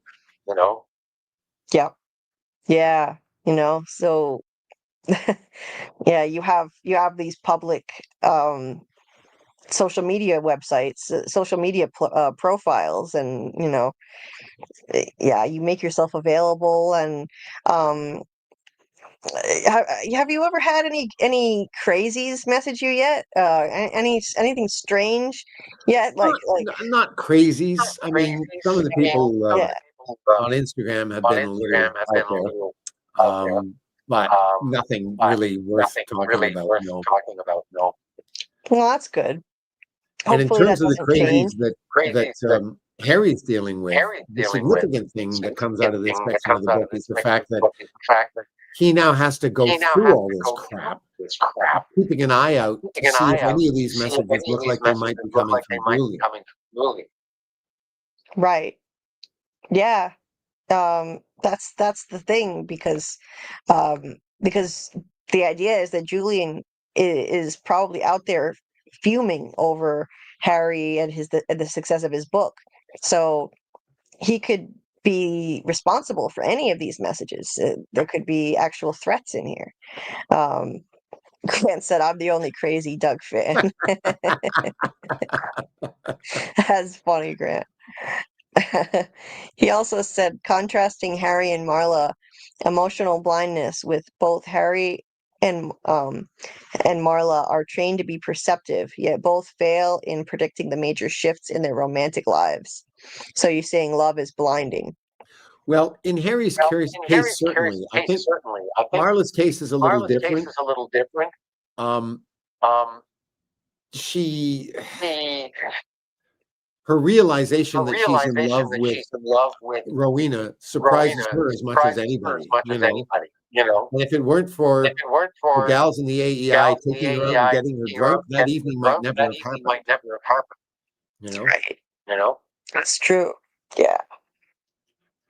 Um, so anyway, yeah, and yeah, love can be blinding. That's for sure. I can say that from bitter experience in my past. Um, Well, Michael said it's a huh? sorry, I was just going to say, and in Harry's case, one of the reasons that this is a weakness for him is because of his lack of experience with women.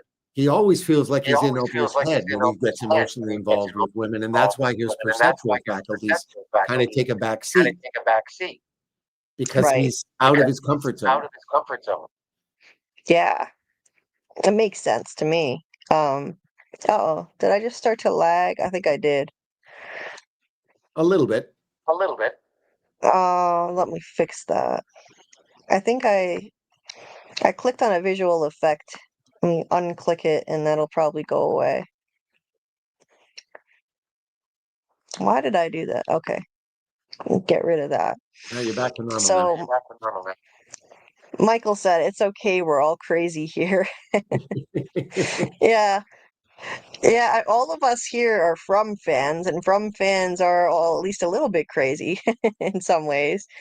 Um, at least the diehards are. And I have no problem saying I'm one of the crazies when it comes to the From fandom in terms of how dedicated we are.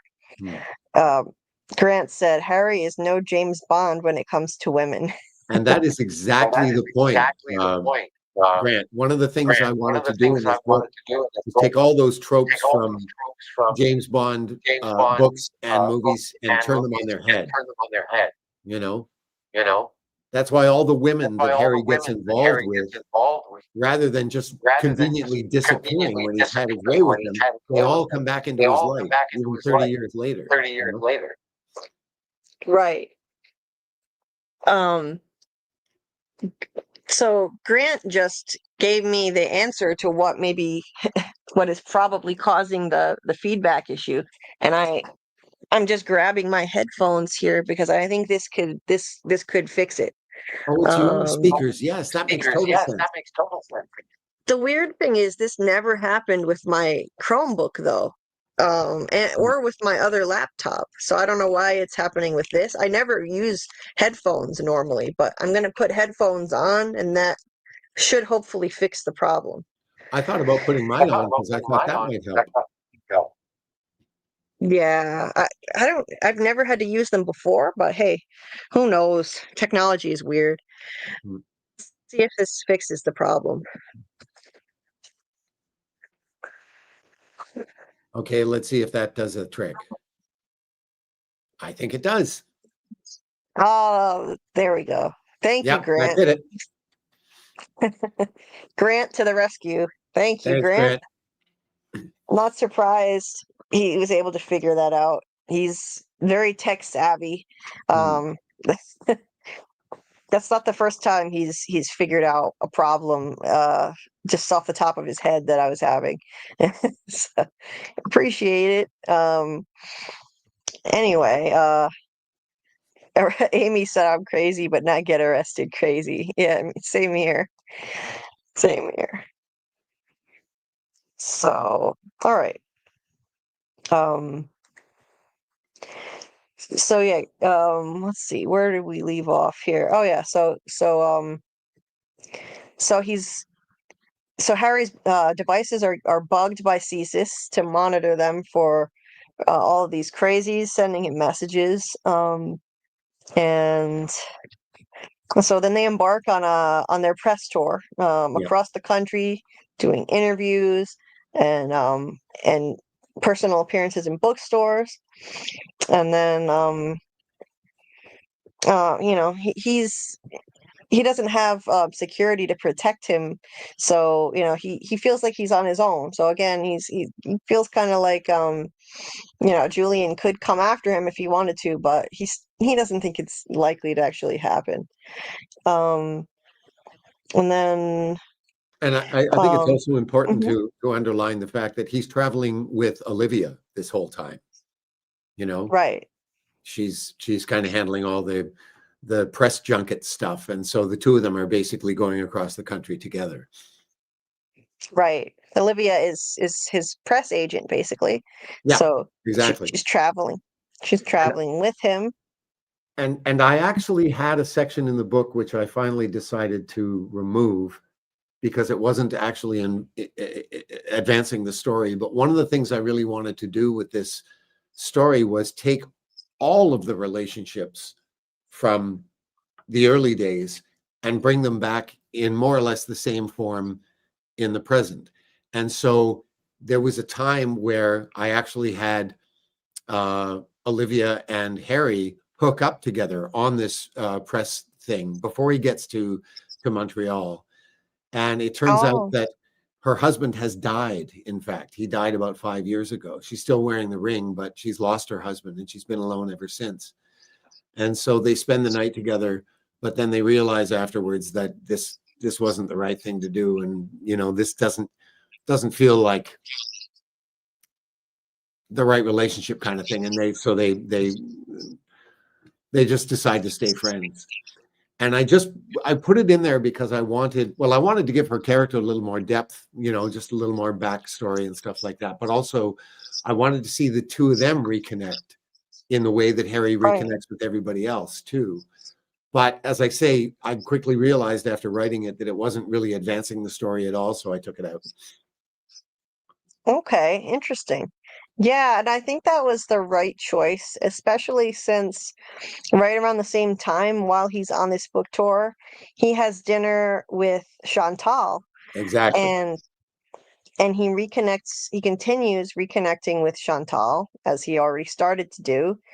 And um you know, they still are pretty smitten with each other. And they don't have a lot of time to spend together, but they have dinner um and he talks about he makes a little joke he says that most of the time my life's pretty boring. She finds that hard to believe, and he says, "Oh yeah, come and spend a couple of weeks with me in Toronto. You'll find out." But she said he's joking, but she says, "Is that an invitation?" And smiles. Um, she really still feels for him. I think it's clear she still has lingering feelings here, and um, he's tempted. And then the next thing you know, they spend the night together again, 30 years after the first time.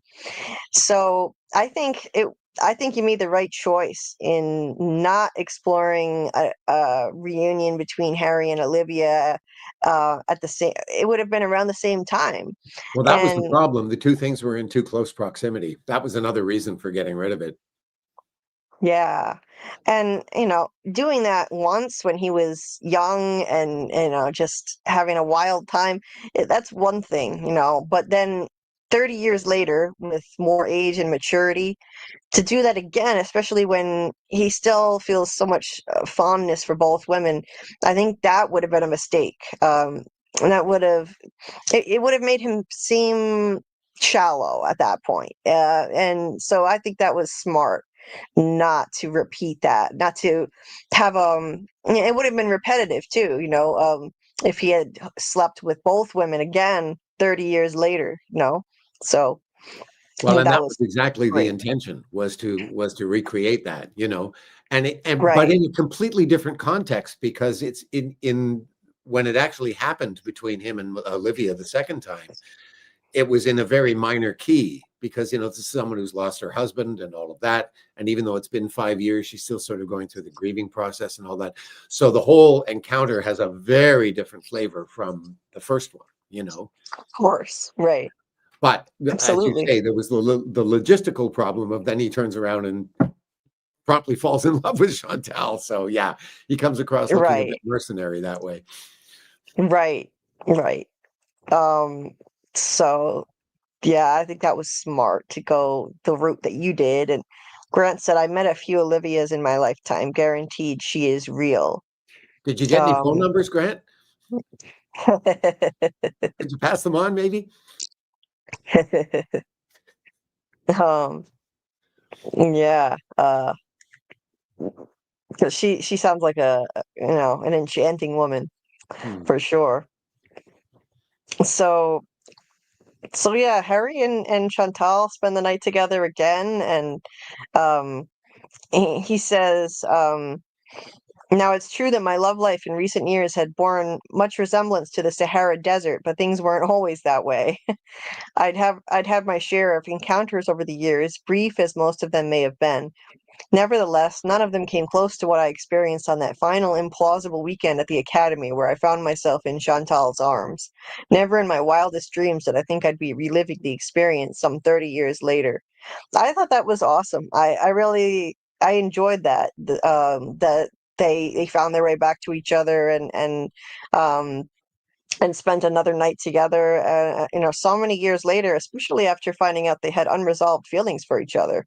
Yeah. Um, that they both were crazy about each other back then, and neither knew about the other's feelings. So I thought that was a really satisfying moment, and I wasn't expecting that at all. I didn't think that things would come to that point. So you surprised me again with Good. that. Mission accomplished. Yes. So yeah, I loved that, and it's beautiful. So we're sort of left with the feeling at the end of that encounter that, okay, there's going to be some kind of future here with these two. Uh, that's the sense that I got, that Yeah. still have such a connection 30 years later, and they're so sweet together. So yeah, I got the sense that this could actually go somewhere now. Um, because they're still both wondering, just wishing if only they had told each other how they felt all those years before. Who knows what could have happened? And well, now here they are. They know about each other's feelings. Now there could be a path forward for them. Yeah. So it's nice. It gives you a sense of hope, Harry has spent a lot of time alone, and he deserves this win. He deserves a prospect here at a lasting relationship, and so good for Harry. Again, you root for this guy, so I was cheering for him. You know, And then he has to blow town and go to Ottawa. that he's got to leave, right? He's got to leave right away, unfortunately. But I still got that sense of hope from this that, she's still so smitten that she'll probably wait around for him, and however long it takes to Yeah. resolve everything. See you later, Grant. He said, gotta head off. Great seeing you both again. Take care. Take care, Grant. Good to see you. Um, and if your work schedule ever lets up, and you can join us, let me know, Grant. And you're always welcome. Um, so that was that scene, and then let's see, where did I leave off from there? So I jumped ahead in my notes to so this is an interesting. I wasn't expecting this reunion either in the present. So Harry actually goes to see Marla, and we find out what became of Marla 30 years later, and Rowena.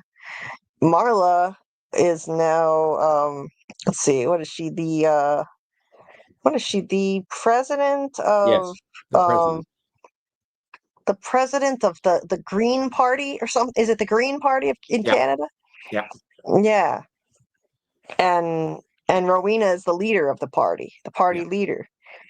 So they're quite a duo, both of them in those roles, and they've really come a long way from their humble roots as activists with the AEA. So that was nice to see. Something came out of this, and um, so it wasn't, this was a real a deep relationship that caused their Harry's breakup with Marla. Marla and Rowena are still together and married. I think they're married, right? Yes. And yeah, so it's nice. It's nice to see that, and he's happy for them. So there's that sense of extra closure.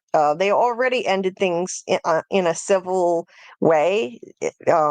There wasn't any, like, explosion, and it wasn't a harsh ending, even though it was emotionally fraught.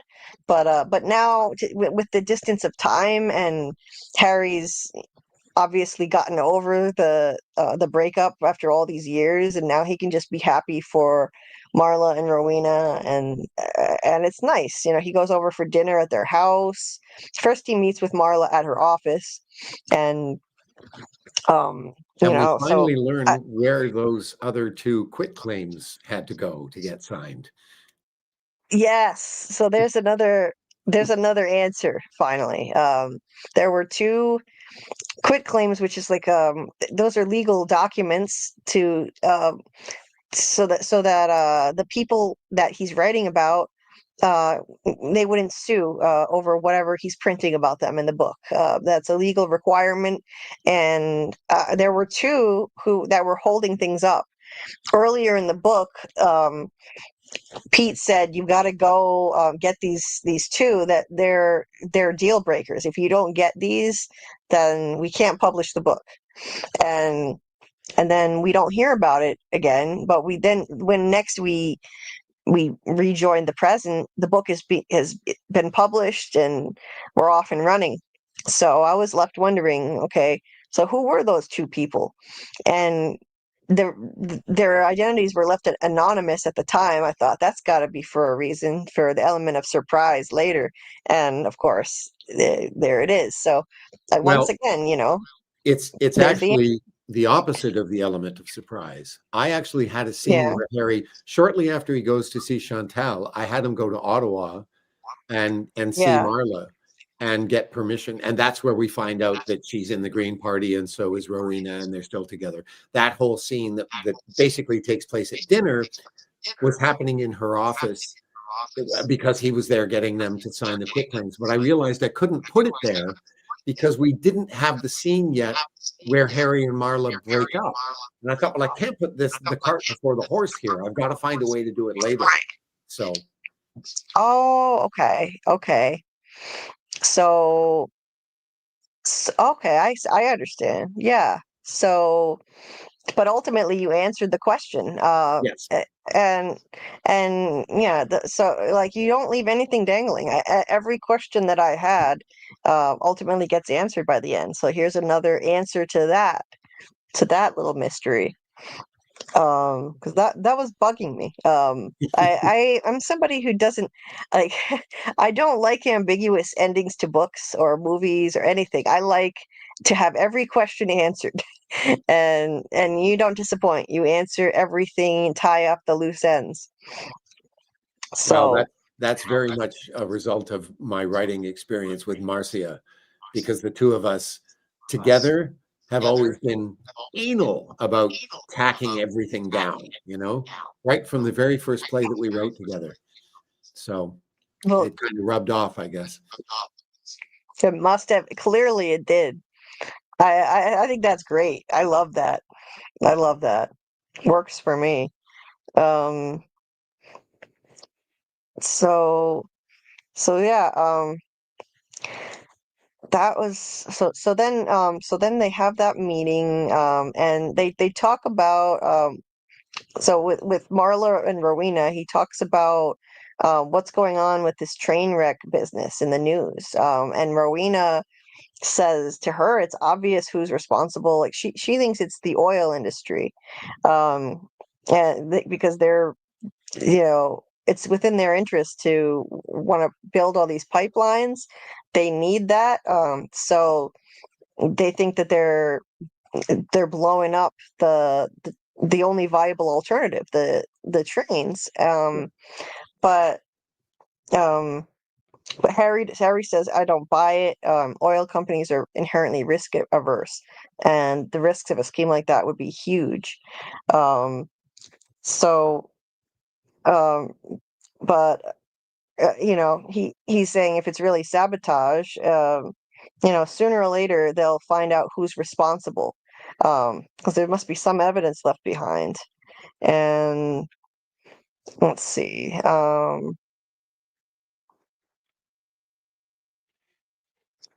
And then and then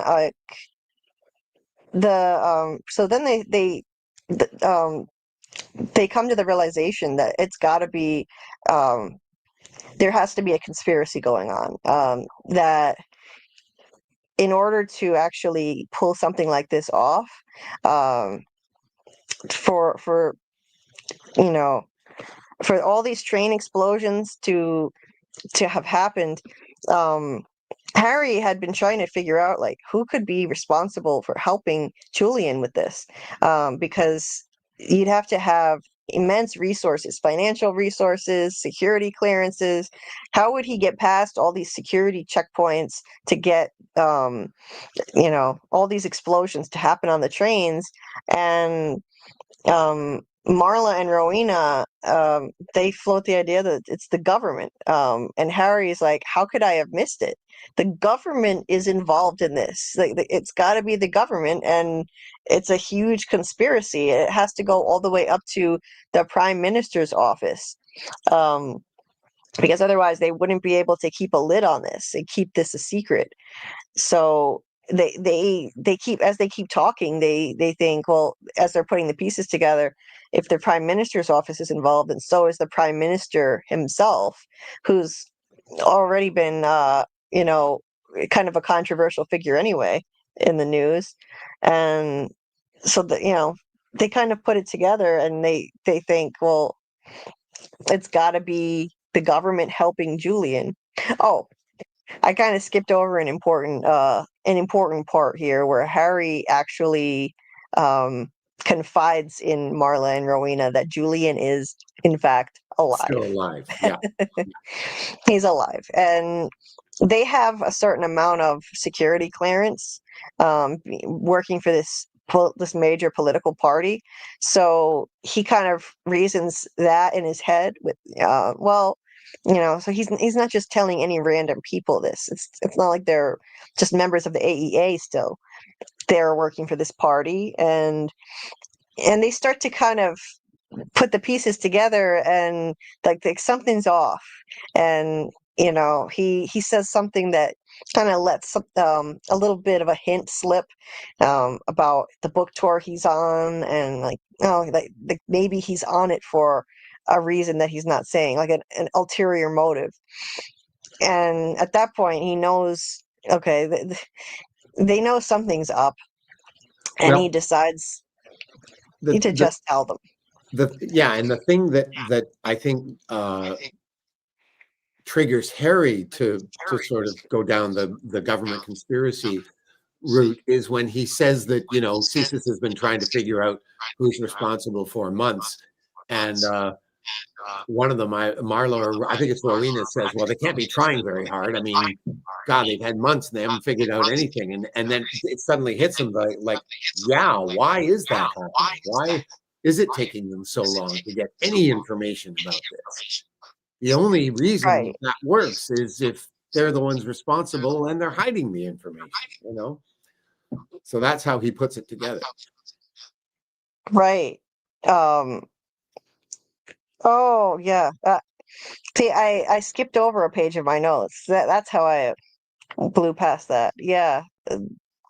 So, and then yeah, they start thinking, who has the resources to pull off an operation like this?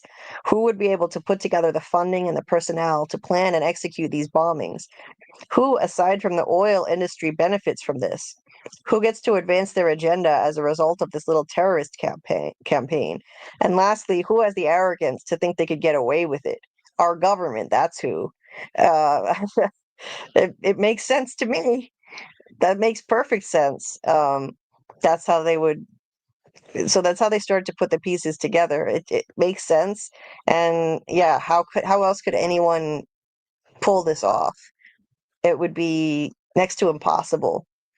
So let's see. Yes, and suddenly the idea of Um, a vast government conspiracy sounds completely plausible. Suddenly it does. It Yeah. sounds completely plausible. That paragraph sold me. Um, and so they think about it, and this could go up as high as the prime minister himself. But how do they prove it? And Rowena says, "Well, we find Julian. Yeah. That's how we do it." And you know, how are they going to do that? I mean, so that they start to think about, what would he be doing now? What would he be doing after all this time, underground, after faking his death? He would have realized that using the oil industry to further his agenda was no longer a viable option. There was too much heat on them, for one thing, and there'd always be the risk of his running into people who might recognize him. So, what alternative did he have? Simple: to align himself with a political party that shared his views. And it wouldn't be running for office, that's too public. He'd have to do something more under the radar, like a government appointed job, um, work for someone who, you know, work for a candidate, and once the candidate would get in the government, they could appoint him to a nice cushy job, and then he could be behind the scenes, close to the action, but safely away from the public eye, Yeah. like the prime minister's, like the prime minister's office. So they put all of that together just from pure deduction, and it makes total sense. And as luck would have it, because Marla and Rowena are working for this major political party, they're on the email list for those parties, and they get all the press releases. So they have pictures of the guys working in the prime minister's office, and if Julian's one of them, sorry, then he's got to be in there somewhere. I love how they put this all together. just by reasoning, putting their heads together and deducing all of this, and then they start sleuthing together, the three of them. And it's some great spy work they do online. They start looking for pictures of this guy, trying to find somebody who would look like an older version of Julian. And so they go through the pictures. They find someone who does resemble him, and so they think that it's him, and his name is listed as Pierre Poitras. Um, they're convinced that it's him, but they've got to prove it, so they've got to do more sleuthing. And it's not easy online nowadays. Like we do live very public lives with social media and whatnot, but you can still cover up your footprint. You can still hide behind some sketchy profiles without any pictures, um, profiles without much personal information. So they have to do quite a lot of digging around on various social media sites and all kinds of sleuthing before they really get enough leads to follow. It sounds like a real pain, honestly. um, Everything they have to go through digging. And I was concerned The when I work wrote that that part of the story because they do really kind of Yeah, get bogged down in that process, but the process is yeah, necessary for them to find the guy, right, yeah, and it's effective. It does work. And well, and the other thing was I didn't want to make it too easy for them, you know, Right. because then it's just like, a convenient literary device, it's like, no, they would have to work at this, and so they do, but they find them, Oh, they absolutely or do. they're pretty sure they've found them at least, Yeah. So yeah, they're pretty sure that they've found him, and they do some sleuthing to try to back up um, their belief that this guy in the photo is actually him. And like, what is it? They send a message to someone, a guy who's friends with him, I think. Um, how did they do this? I'm trying Yeah, to yeah. It was a guy pull up. that he went to university with, because he went to two different universities, and it's a guy, they belong to an alumni organization, and Julian does not belong, but he poses as one of this guy's former. They lived in the same fraternity together, logs on with a fake Facebook account and says, "Hey, whatever happened to Julian?" And it sort of goes from there. Right. Um, He gets some more pictures, yeah, and he gets to and he see, gets more pictures. yeah, there he is. Oh yeah, Yeah. I'm echoing again. Why is that happening? You got the headphones on. Huh. Hmm. Definitely echoing when Doug talks. I'll be right back. Huh. That's weird. Yeah, it shouldn't be from my speakers anymore, Michael. I put headphones on and Grant said that fixed it earlier, so I don't know. Um, hey Susie, nice to see you. Hope you're doing well. It's great to see you. Um, Amy said Doug went to get more vodka. I mean water. Joking.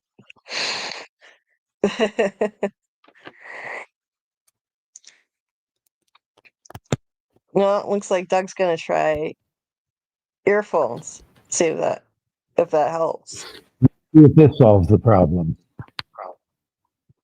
No, it Let's doesn't. see. Is there still an echo? Oh shoot.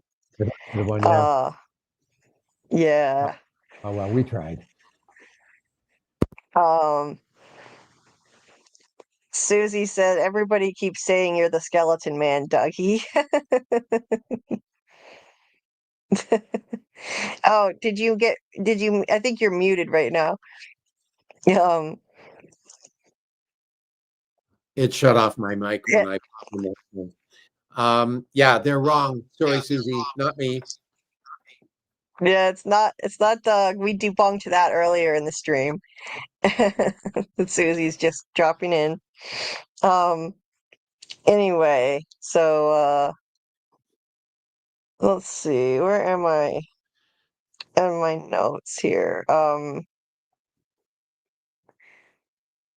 So basically in a nutshell, Harry goes off to do some digging on Monsieur Potras and see what else he can turn up. And and so he doesn't want to like do too much.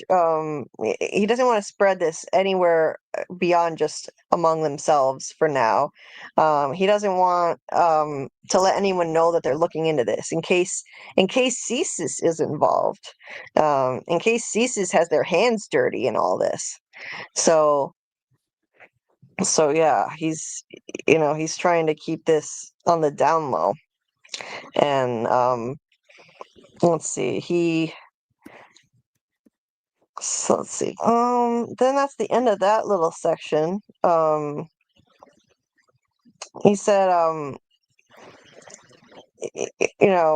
they're a little worried. Marla's worried that about him going and looking into this on his own, that he could be putting himself in serious danger because Julian did almost kill them before. And he said that's only because we didn't know what we were dealing with. Now we do. Julian's like those creepy things living under a rock. He's only able to function in the dark. The minute you shine a light on him, he runs away and hides.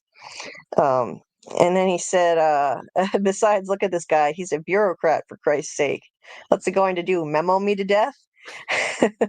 I liked that line. But I do have to say, though, when I read that, I thought he's underestimating Julian right now. Julian is going to be still a force to be reckoned with. And as it turns out, he is. He is still a force to be reckoned with. But that's further down the road. Um, so another thing about Sorry, go ahead. this. Sorry, what were you going to say, Doug? No, go ahead. Go ahead. I was going to say another thing that Harry has to worry about now is he has to wonder if Pete is in on all of this. If CSIS and his bosses are part of some big government-wide conspiracy, then Pete could be in on it too. But he can't bring himself to buy that. He says there was no way on earth Pete would ever agree to be part of a scheme like this. He'd resign from the service first, or blow the whistle on the whole business. Um, and he doesn't have faith in Pete's superiors, though. That's the problem. He has faith in Pete. He trusts him, but he doesn't trust his superiors, and he can't risk telling him right now. He just feels like he can't risk telling Pete about his suspicions in case it gets back to the conspirators, and he doesn't know who those people are, so he just can't take the risk at the moment. I think he's also Um, concerned that by, convincing Pete that this is what's going on, he may be putting Pete in danger, if he isn't part of it. So right, either way, it's not a good idea as far as he's concerned. And right. this is after their conversation in the bar in Winnipeg, is it not? He's flown to Winnipeg and that's where he sees Pete again, and he's gone online, and or am I getting ahead of myself? I can't remember exactly the sequence of events here. No, that's right. So then the next section, in the next section, he and Olivia take their flight to Winnipeg, Right. and then he meets with Pete. Right. So that's the next scene. That's the next scene. Um, and and Pete tells him he has no information. He's still trying to find proof of his suspicions about Julian being behind the train explosions. But he said so far, whoever he's using, meaning his network, whoever he's using, they're keeping a very low profile. We haven't found a trace of them because he's not doing this alone. There is no way he's doing all this alone, but Pete has not found anything or anything financial to give them any clue as to who's behind this either. But Harry still can't bring himself to tell Pete his suspicions. He's, you know, he was really tempted, but he just can't do it at this point. He said, I couldn't bring myself to believe that he could be involved in such a scheme, but I couldn't risk revealing what I knew on the off chance that he was. And so, let's see. He just floats an idea. He says, let's see, wait a minute, do I have well, he floats an idea. Where is it? Oh, here it is. So he says, I've been thinking about what you asked me in Halifax, if I had any idea who could put an operation like this together. And then he says to Pete, the government. And Pete, it looks horrified. Basically, his face just goes flat. Actually, not horrified, but like his face just kind of has no emotion at all. But it's quiet. It's uncomfortably quiet. And then he says, have you talked to anyone else about this? Good, keep it that way. And he says, trust me, kid, the less you know about this, the better. He won't tell Harry what's going on. And Harry says, oh, you can't leave me hanging like that.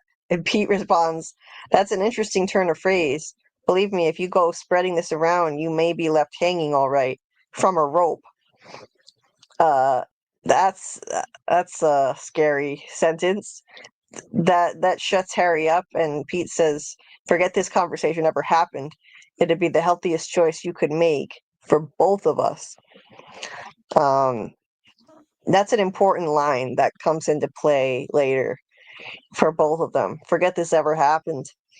So, so you get the sense that both of them are in danger. We jumped over a bit that we should probably mention, and that is that when Harry first gets to Winnipeg, he doesn't want to do any searching on his computer, so he goes to the business center in the hotel, and he logs on and he does a little more research into this Poitras guy, and finds out that he was from Drumheller in Alberta, and his parents were killed in a car crash and all that stuff. And he's like, oh, now he's got a lead. He's got something to investigate. Right. His parents were killed in a car crash, so that gives him a lead to look into. Yeah. Right. Susie said, "Memo me to death is how I would die." She says, "I don't trust him. Absolute power corrupts slowly." Yes, that's very true. She said, "I'm flying on a plane on Sunday, and to finish, so she's going to finish the book on the plane." She said, "I love y'all, gotta sleep, but I just wanted to say hey, and I miss y'all." Oh, well, nice to hear from you, Susie, and I'll send you out the sequel to the book, so when you finish this one, you can start the sequel if you'd like. I'll email that out your way, because we're going to be diving into the sequel to the book called The Shaming of the True next. So, hope you enjoy, and we miss you too, and safe travels, Susie. Hope you have a good night. Oh, absolutely. I'll send that your way. I'll send that to everybody who requested copies of this book. I'll just automatically send the sequel to all of you guys. So anyway, that was a really ominous conversation with Pete. I got the sense from that, in that moment at reading that Pete is on his side, but is trying to warn him, don't talk any more about this. Don't say any more about the government being involved. This could be dangerous for you and for me. So I still got the sense that, okay, this guy is probably on his side. So maybe. Yeah. That's the sense. That's the sense that I got. Well, and that's Harry's gut sense too. He just this guy that he's known for over 30 years, he just can't imagine him being part of a conspiracy like this. And that's kind of the tipping point for him. He still doesn't Right. know for sure, of course, but that's what his gut is telling him. Right. Um, yeah, and his gut is usually pretty accurate. It's pretty on point. His instincts are on point. Hmm. So, hi, Jordan. Jordan says, "Hi, this is such a lovely group of people." Well, thank you. Appreciate it. And nice to see you in the chat. I remember you in the chat before coming in and saying hi. So nice to hear from you. And he said would love to read it as well. Well, I'll be happy to send it your way. I'll send you. I don't think you were one of the people who asked for the poor player the first time. I'm not sure. So I'll send you both of them. Since I'm not 100% sure, I'll send you the poor player and the sequel to the book as well, which we're going to dive into next. So, hope you enjoy, Jordan. And great to hear from you. You should pop in the chat more often. And Mrs. T, hello. Nice to see you. Hope you're doing well tonight. All these people So, I've never met before. Hi, Mrs. T. Hi, Jordan.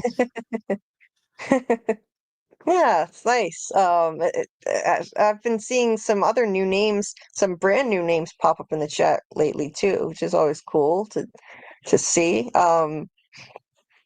So including the person who emailed me too, who doesn't doesn't come in the live chat, but let me see, who was it? Where was the email that I got? A really kind email from I don't know if I'm going to pronounce the name right, but Leonette. I apologize if I'm butchering your name, but I got a lovely email from a subscriber of mine named Leonette, who reached out and asked for a copy of The Poor Player. So I went ahead and sent them a copy of The Poor Player and the sequel book. And I'm glad to hear you're enjoying the streams for The Poor Player. And thank you so much for the kind words about about my From theories too, and being a subscriber and following my channel for like a year now. That was lovely to hear. It's cool to hear from people who are not as visible and not in the chat, but every now and then you hear from them and you realize like there are other people out there that they're just not as visible, but they're still following the channel and supporting, and I appreciate you guys. So shout out to you and everyone else listening who's just hanging out and enjoying and listening, but not chatting. We appreciate you too. Um, Mrs. T said, was pleasantly surprised to see Doug in the last episode of it. Oh dear. I'm so sorry to disappoint, but it was not Doug. That's a common misconception. We debunked it earlier straight from Doug himself. The horse's It's mouth. not Doug. Yes. Yes, it's not Doug, unfortunately. It would have been cool, but Doug was recently in Wayward. He was in an episode of Wayward, which is cool. So if you want to see Doug in something else, he was in that. And an upcoming episode of Murdoch Mysteries, right? Yeah. Yeah. So anyway, That, Amy just let's said, see. I just feel bad for the other actor as well. And it's like, yeah, so do I. I'm sure he's getting really pissed off about this, and rightly so. By the way, Yeah. Julie, someone named Leonette has just started following me on Instagram, so I wouldn't be surprised if it's the same person, because that's Oh, not a it's name you gotta come be. across every day. No, that's a unique name right there. So, yep. And they told me they're on Instagram too. So There you that's go. awesome. So shout out to Leonette. Thank you for listening. And if you ever want to jump in the chat with comments or questions for Doug, we would love to hear from you. We'll also be covering the sequel book soon, so you'll have another opportunity to catch up, to try to, I don't know if you're like a fast reader. I'm not the quickest. I like to read slowly and really digest everything at my own pace. But if you happen to catch up and you want to pop in the chat, you're always welcome, Leonette, if you're listening. And Jordan said, awesome, thank you, and hi to you as well, Doug. Can't wait to see you possibly terrorize Fromville. Baby, we can't confirm or deny, but that would be cool. I second that. That would be awesome if that happens. And and yeah, Jordan, you're welcome. You're absolutely welcome. So let's see. Yeah, that's right, Amy. I forget who it was, but there was an actual content creator who credited the wrong actor for that Welcome to Derry episode. So yeah, you got to feel bad for the other actor too.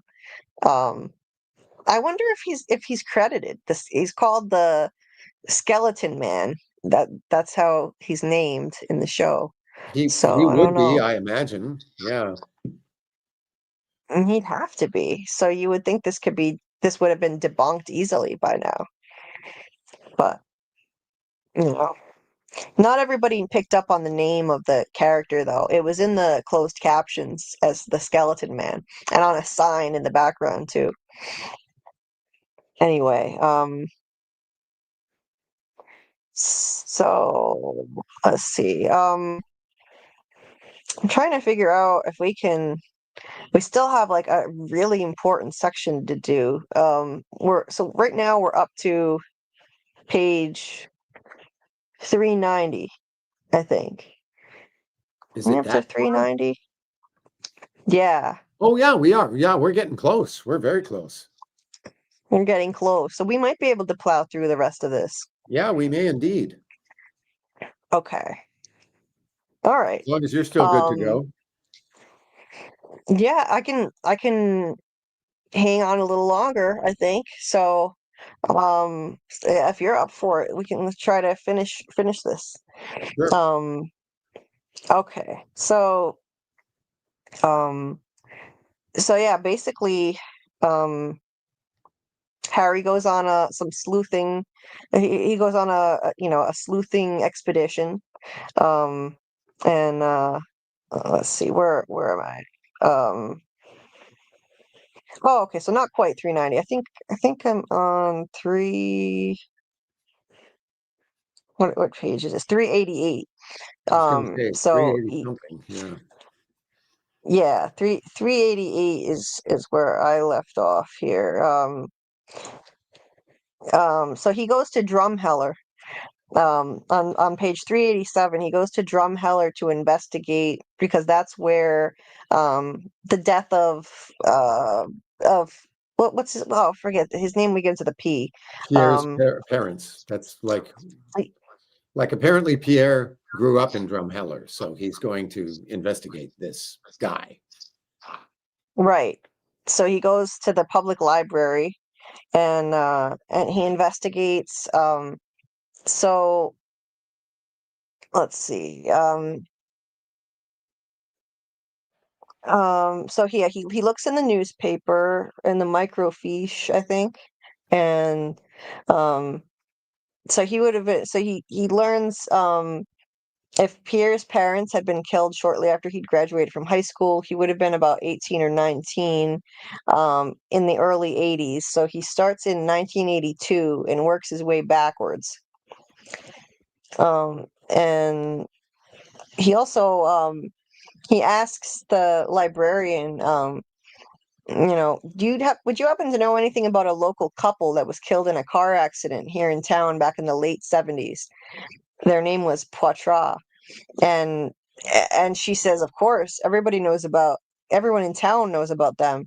Well, everyone of a certain age, but they weren't killed in the 70s. It was back in 1969. And so this kind of confuses things. Um, because he should have been 18 at the time when his parents were killed. If the story about Poitras was accurate and he graduated from high school before his parents were killed, he should have been about 40 back in 1991, at least a decade older than Julian. Um, And so the lady says she's sure. And then he says that Pierre died in the accident too. So that confuses things even more. Um, so he's supposedly deceased as well. And um, and so what happens is Harry learns that young Pierre had actually died as a child of 6 years old, right along with his parents. So he as he goes over that information, he goes to the cemetery to kind of confirm it. Um, and this would make a great identity to for somebody looking to fake his death to take on, because a 6-year-old child is the kind of record no one would ever come looking for. The perfect sort for an identity thief to make use of. Um, so after faking his own death at Bow Island in 1991, Julian could have used Pierre's name to construct a new identity and disappear into the woodwork. So And that that's makes the whole sense. reason that he's researching all this in the first place, because he knows that Pierre isn't Pierre. He knows he's Julian, right? So that's what Right. that's why as soon as he finds out this kid was killed when he was 6, it's like, okay, that's where he got the identity from, clearly. Right. So so yeah, just gonna the ghost or God in the machine. Um the ghost or God in the machine. I don't know. Oh, okay. This is a response to what Doc was saying. We live Hmm. upon the sacred stage. The ghost within must be obeyed. Um yeah, okay, Peter, this is the name of the actor who plays the skeleton man. So IMDb, I just highlighted your comment there, Doug. So IMDb uh does state the guy's name. I'm just gonna turn that off so I can change positions here as we continue. Um, so anyway, so this brings Harry back to the question, at the center of all of this. He said he's musing over it. Who the hell was Julian, and why was he living under an assumed name in the first place? Furthermore, how did he know about Pierre Poitras? Um, and so he's trying to figure all this out, um, and going over the details again. And then he comes upon this part of a news story where it says the number one suspect, Gareth Oliver, had vanished without a trace for that murder of the Poitras family. He was 18, around the same age as Poitras would have been had he survived. He, Poitras, and that librarian were likely all classmates as kids. At the very least, they'd have known each other. Um, He didn't so, murder the yeah. Poitras family. He murdered a guy that his father had a disagreement with. I forget his name off the Oh, top of right, my right, head. right, Yeah, just so we right, don't right, confuse people. right. Yeah, sorry, I misspoke. Not the Poitras family, And the but murder, everybody thought the father did it until his kid suddenly disappeared one day, and they all went, "Oh, he must have mhm, done it." But by then, nobody had any idea where he was, and they figured he just scarpered to the United States or something. right. So, yeah. Let's see. Uh-oh, something happened to my notes here. Wait a minute. Now they're. Oh, never mind. Sorry. I thought my notes crashed on me, but I found them. They were in another window. Okay. Let's see. Now I just have to find where I left off. Hey, hey, Kendoku, welcome. I don't know what that means, but welcome. Um, so okay. Sorry, I lost my place now. Let's see. Uh, I forget what page I was on too. Darn it. Well, we're around 392. Um, Yeah. Oh, yeah. Okay. Okay. Okay, yeah, there's the part with Gareth Oliver. Um, so, um, so yeah, he's at the cemetery, and then 392. There it is. All right. So yeah, no one had seen or heard from him since he vanished after the death of his neighbor Bertram. Supposing he hadn't headed south, as all the locals in Drumheller had assumed. What if he'd gone to Calgary or Edmonton instead, constructed a new identity for himself, and started over? So the pieces were falling into place for Harry. Yeah. Gareth Oliver is the missing link. He settles on um, Oliver had become Julian. Gareth Oliver became Julian. It explains almost everything he says. Um, but then where had Oliver attained his new identity?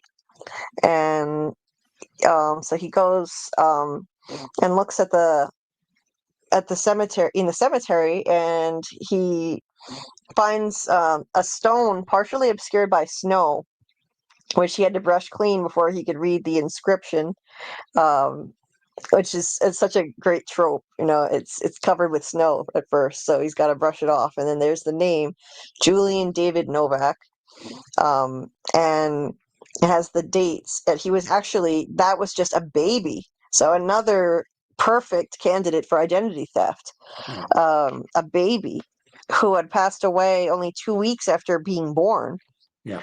born the same year as Gareth Oliver. So that was it. So there it was. After burning Bertram's house down, Oliver blew town and became Julian Novak. And after faking his death at Bow Island, Julian became Poitras. Only one question remained. Now that I'd found him, what should I do about him? So that I love that, how he put the pieces together through more detective work, Yeah. and he figures that out. Through visits to the library and local cemeteries, as in a lot of great detective stories. And then he discovers the truth behind how Julian got his identity, his fake identity. Two of them, actually. Two fake identities. So now what does he do about that? And then that followed by that revelation, of course, someone is shooting at him. Yeah. So no sooner does he actually make this, come, you know, come across this huge revelation. No sooner does he do that than he starts getting shot at. So I think you can be pretty sure that he's right on the money with what he's figuring out, and someone is Yeah. trying to someone is trying to get rid of him now. He's gotten too close to the truth. So so yeah, he makes an escape. He grabs the gun that he had stashed, and he takes a shot. Um, he takes a few shots, and then that causes the shots toward him to stop. Um, and he takes off and gets out of there. So he thinks that the conspirators at CSIS had twigged to the fact that he was onto them, as he says. He says, I had no idea how they'd managed it, but it didn't matter. So he thinks, the CSIS people figured out that he was onto them, so they tried to take him out. CSIS, he was still actually employing him. And then, so let's see, and then at first he's thinking, okay, well, now what do I do? Does he go straight to the press?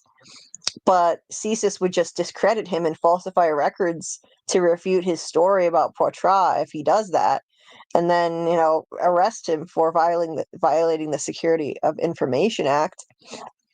So if he can't go to the press now, okay, he's got two options. He can take his chances and confide in Pete, or he can go after Julian on his own. Now with Pete, if he's not in on the conspiracy, then Pete would be there to back him up, and knowing him, he'd have some loyal agents to call upon in a situation like this.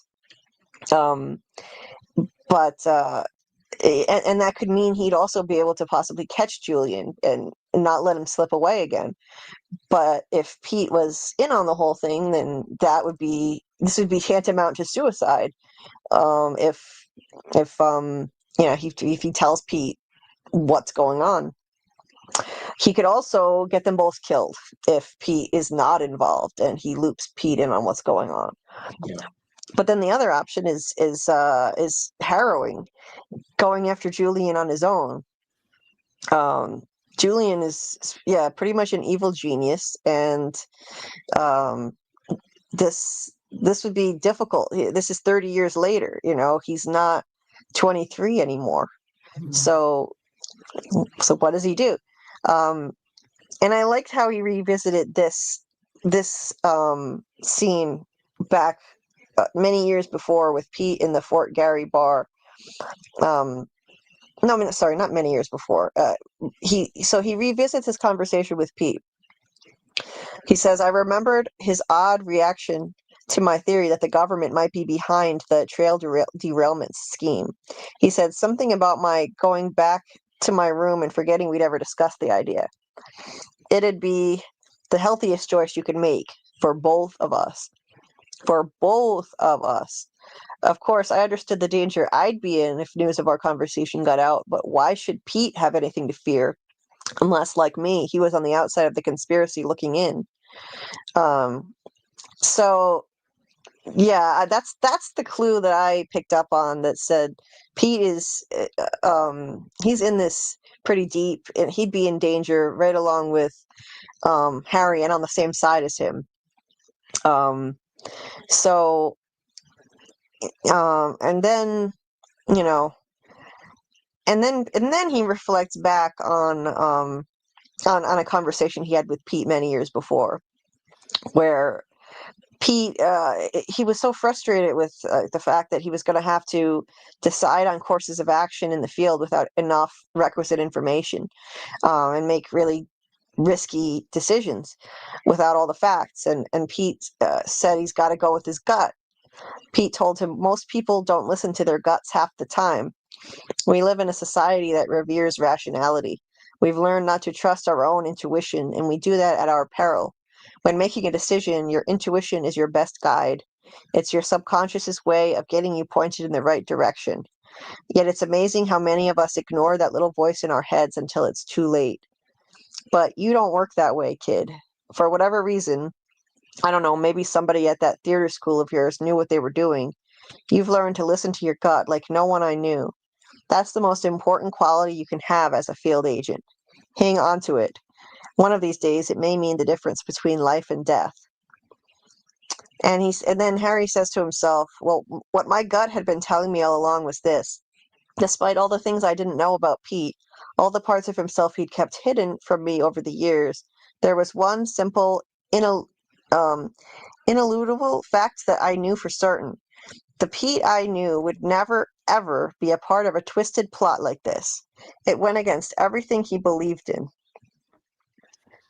Um, and so he decides to listen to his gut, and his gut tells him that Pete would not be involved in a scheme like this.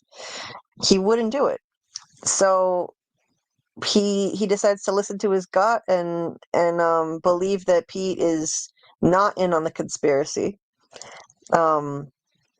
He does second guess himself a bit and worries about it, but and then he tries to reach out to Pete. He sends him a message, a coded message asking for a face-to-face meeting, but Pete doesn't respond, so which makes Harry second guess. But he has to ultimately go after Julian on his own, because he's debating whether to do that because he's not hearing from Pete.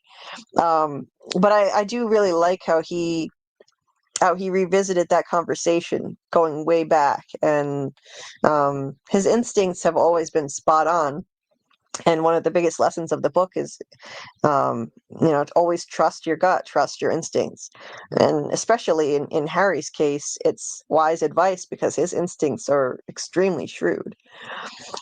So in the end, he does that, and he's right to you know to have actually had faith in his instincts.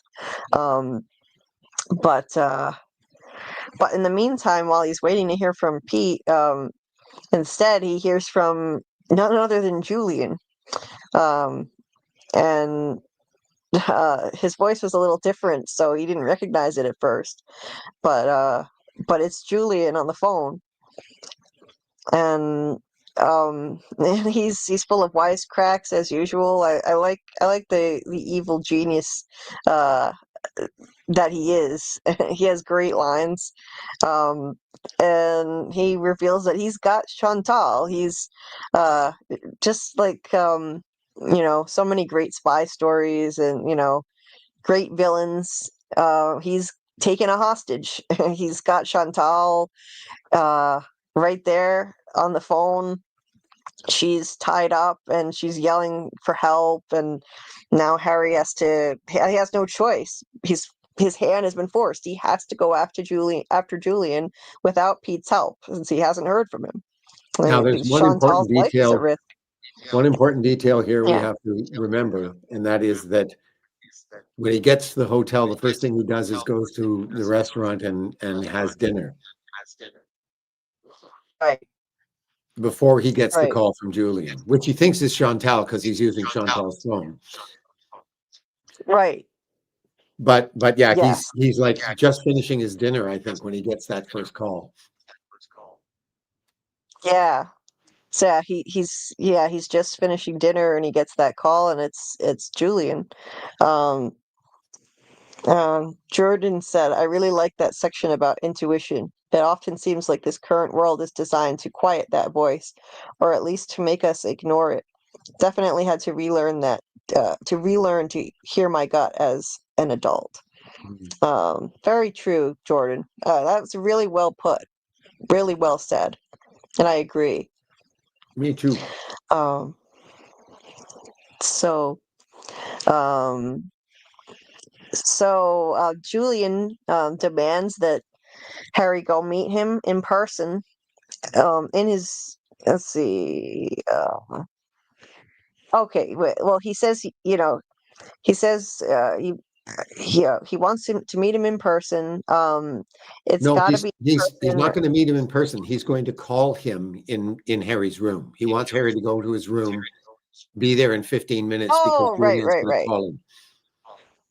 right, right, right. So he's got to go to his room. He says he's got to go back to his hotel room and wait there. He basically says that, I'll give you 15 minutes to calm down, and I'll call you in your room in 15 minutes. Um, so um, so yeah, he's he does that. So he says that, and then he hangs up the phone. Once you've calmed down and we can discuss this more rationally, he says, he'll call him back.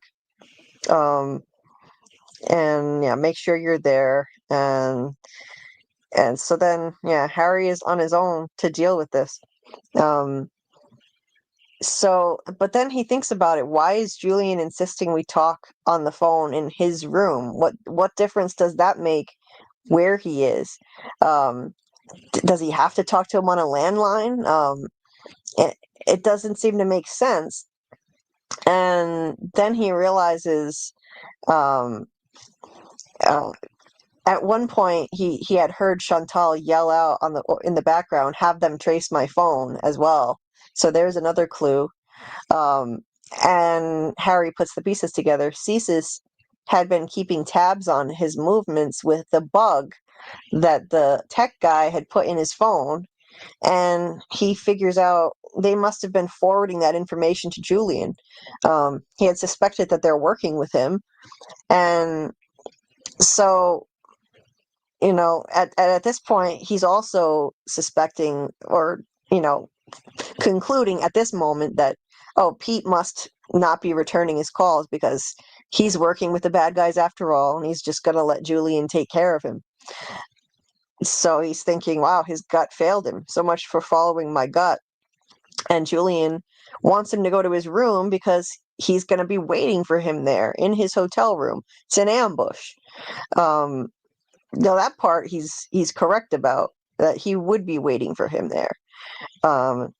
So his instinct is to call 911, let the cops handle it. But the cops could be in on this, the local police.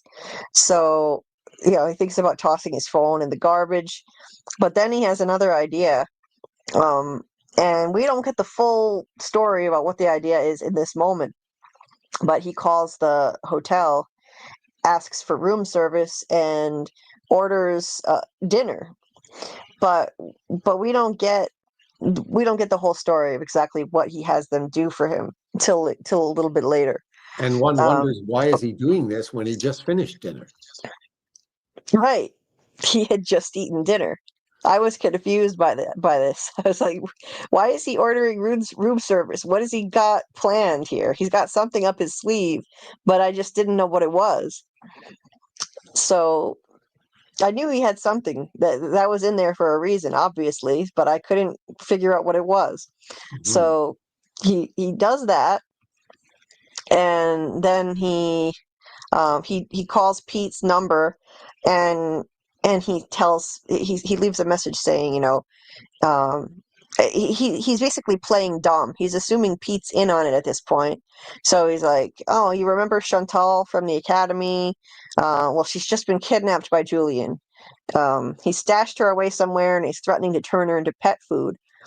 Now, I don't care where you are or what you're doing, but call me now. This is an emergency, okay? On second thought, don't bother calling. Just get here. I'll be in my room here at the Westin waiting for Julian to call me. That's room 1208. So this is him playing dumb, that indicating that he doesn't suspect that Julian is going to be waiting for him in his room, and he's just going to saunter on up there and wait for Julian to call him. Yes, and the fact that he's calling and giving Pete this message doesn't have anything directly to do with Pete. He's just doing it because he knows the message will get forwarded to Julian. Right. So he knows that his phone is bugged by the CSIS guys. Yeah. So the message will get back to Julian.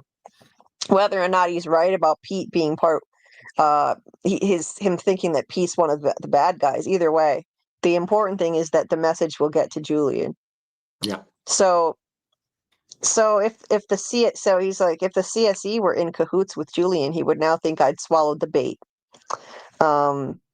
And so then from that point, he went up to his room, and there's Chantal tied up there, and Julian has a gun pointed at her head.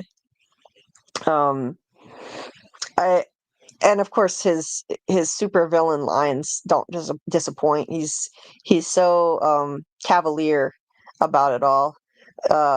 I hope you don't mind. I raided the minibar. I must say, I'm impressed with this place. It's not every hotel where they stock the bar with 4 different brands of single malt. And he just says such casual lines while he's pointing a gun at this woman's head. Mm. It's great. I love it. Harry tries to get him to let Chantal go, but he rejects that. She would just go to the police. Yeah. So then he orders Harry to take his clothes off to make sure that he's not armed, of course. And which is comical, of course. He tells him to drop his pants, which he does. There's no gun, so he can put his clothes back on. And then he has his tete-a-tete with Julian at long last. And he says, "Long time no see, Julian, or should I call you Gareth?" He's got to gloat a little in this moment, even about how he's figured out his identity. unmasked him. And yeah, so Julian heard about his little trip to Drumheller. And I liked the line with Harry saying, yeah, I decided to do a little sightseeing. I just love the Badlands, all those cool fossils. And we know Doug loves them too. So, yeah. Shout out to Doug's love of dinosaurs in there. Yes, Um, the autobiographical stuff is always just a millimeter below the surface. yes, it is. um, Good night with Alice. She says, "Thank you, Doug and Julie. I'll keep listening." And Shadow Skulk says, "I gotta go. All of our loves and good night wishes to everyone. We Good appreciate night to you." you Oh, both. thank you. Um, so, um, so they go over what happened. Basically, the whole scheme. And oh, an interesting little tidbit, little revelation. Julian says, on your visit to the local library, did you happen to notice an old man sitting near the main entrance? That was my dad. He recognized you immediately. And he tells Harry, you'd met him before, about 30 years ago, while you were doing that school tour with Stampede. He said the two of you had a conversation about our local hockey hero, Don Campbell. I never would have thought that detail from 30 years before would actually prove so significant now. That was Neither a did I. clever. I had no So idea that's when I wrote the first scene that this was going to happen. so that's something you just decided to do a callback to later and give it more Ab- significance. Absolutely. Oh, I love it.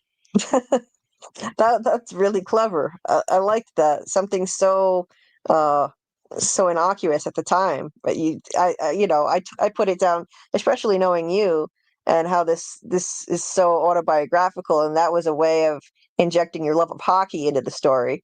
Well, it Uh, was. And in fact, in the earlier drafts of the book, there was all kinds of hockey stuff because everywhere he went in Alberta, you got to understand, like Prairie Boys made it into the NHL with great regularity, and they still do. So there are all kinds of things in the Canadian prairies, towns that have statues or plaques devoted to various NHL players. And so I had this running gag of like every time they went somewhere new, there'd be a little tidbit about some NHL guy that was from that town. And everybody that read it said, yeah, get rid of all that stuff. It's just bogging you down. So I did. But I kept this one because it ended up being useful. all right. Well, it certainly did. It proved useful, and yeah, he found a way to make it significant in the end. Because yeah, this guy Julian says his dad is like his early warning system, uh, it- and yeah, he remembered and tipped off. So that's how he knew that sorry, that Harry was poking around in Drumheller. His father tipped him off about that. So so his dad, he already figured that like he knew that Harry was checking MapQuest for routes to the Drumheller library. So he asked his dad to, keep an eye out and find out what he was up to. And his dad followed him to the cemetery. So that's how he knew that Harry was there. And but he's not an excellent shot. He said, "Pity he's not an excellent shot." So that's who was shooting at Harry in the cemetery. There you That go. mystery solved. Every question answered here. Um, and yeah, so they he said so Harry was right. CSIS was out to get him. CSIS was in cahoots here, at least some really important people in CSIS. The director, um, Julian, says that they'd been keeping a close eye on him for weeks, but until last night they had no idea what he was up to, and they thought that he was just sticking to the program, doing his book tour according to CSIS's orders. And trying to find some trace of him through his emails, and no, didn't buy into that. Uh, I like how this is you work this in here. Harry says he didn't buy into that plan for a second. He says, "I told them it was a stupid idea from the get-go." So you brought that back around, that it was, he thought it was a stupid idea, um, that CSIS was sending him on this book tour. He thought it was dumb anyway.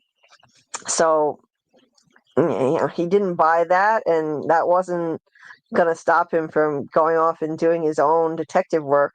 Um, But then in and Julian's following his hunch. response to this, we get a very important piece of information, the very next speech. Yeah. So let's see, 40. See, do I have that page? Where 406, is the it? very top of 406. Where? Oh, I'll read it for you. Julian says, "Of course it was a stupid yeah. idea. That's precisely why the director approved it. He needed to make it appear as though CSIS was doing something constructive to find me without actually doing anything constructive, that is. So now we understand why this stupid plan was put in place in the first place." Yes. Um. So, yeah. Now it makes sense finally. Um. So, is this like this is something that is this something you worked out as you went along? You didn't have that in mind from the beginning, you said. No, no, it took me, Oh, I knew, as I said from the beginning, that I would have to come up with a really persuasive argument in favor of CSIS um, publishing this book. And one of the things that inspired me to make them the bad guy was when I did the reading that I did researching CSIS, as I think I told you before, in their early years, they were just rife with corruption.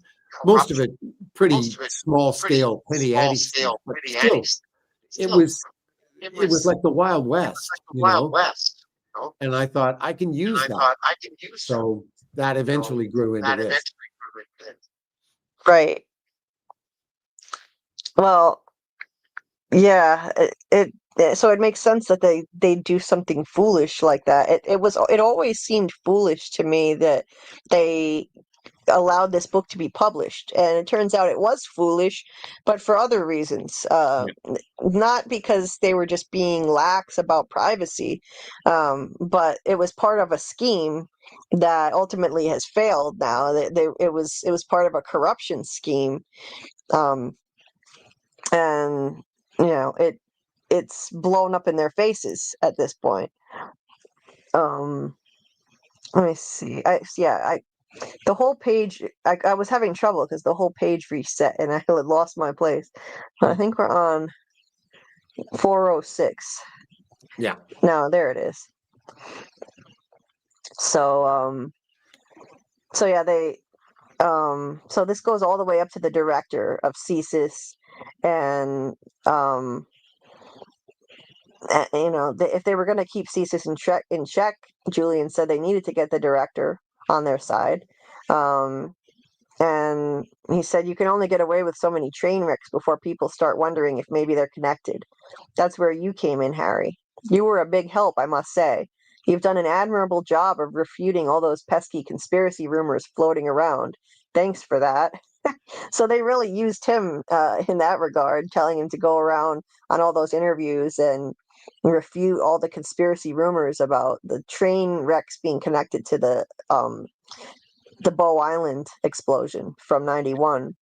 And of course, And Pete knew that by this point, like when we get to that part of the story, Pete knew that's what these guys were doing. And the reason he didn't tell Harry was because he figured the best way to protect him was to keep him in the dark, just have him do exactly what they're asking so that they don't suspect him of anything. right. Yeah. So, um, yeah, Julian goes on to say, it wasn't hard to convince the director to go along with all this because he's an appointee. He serves at the pleasure of the prime minister. Um, and the prime minister is in on this scheme too. Yeah. Um, so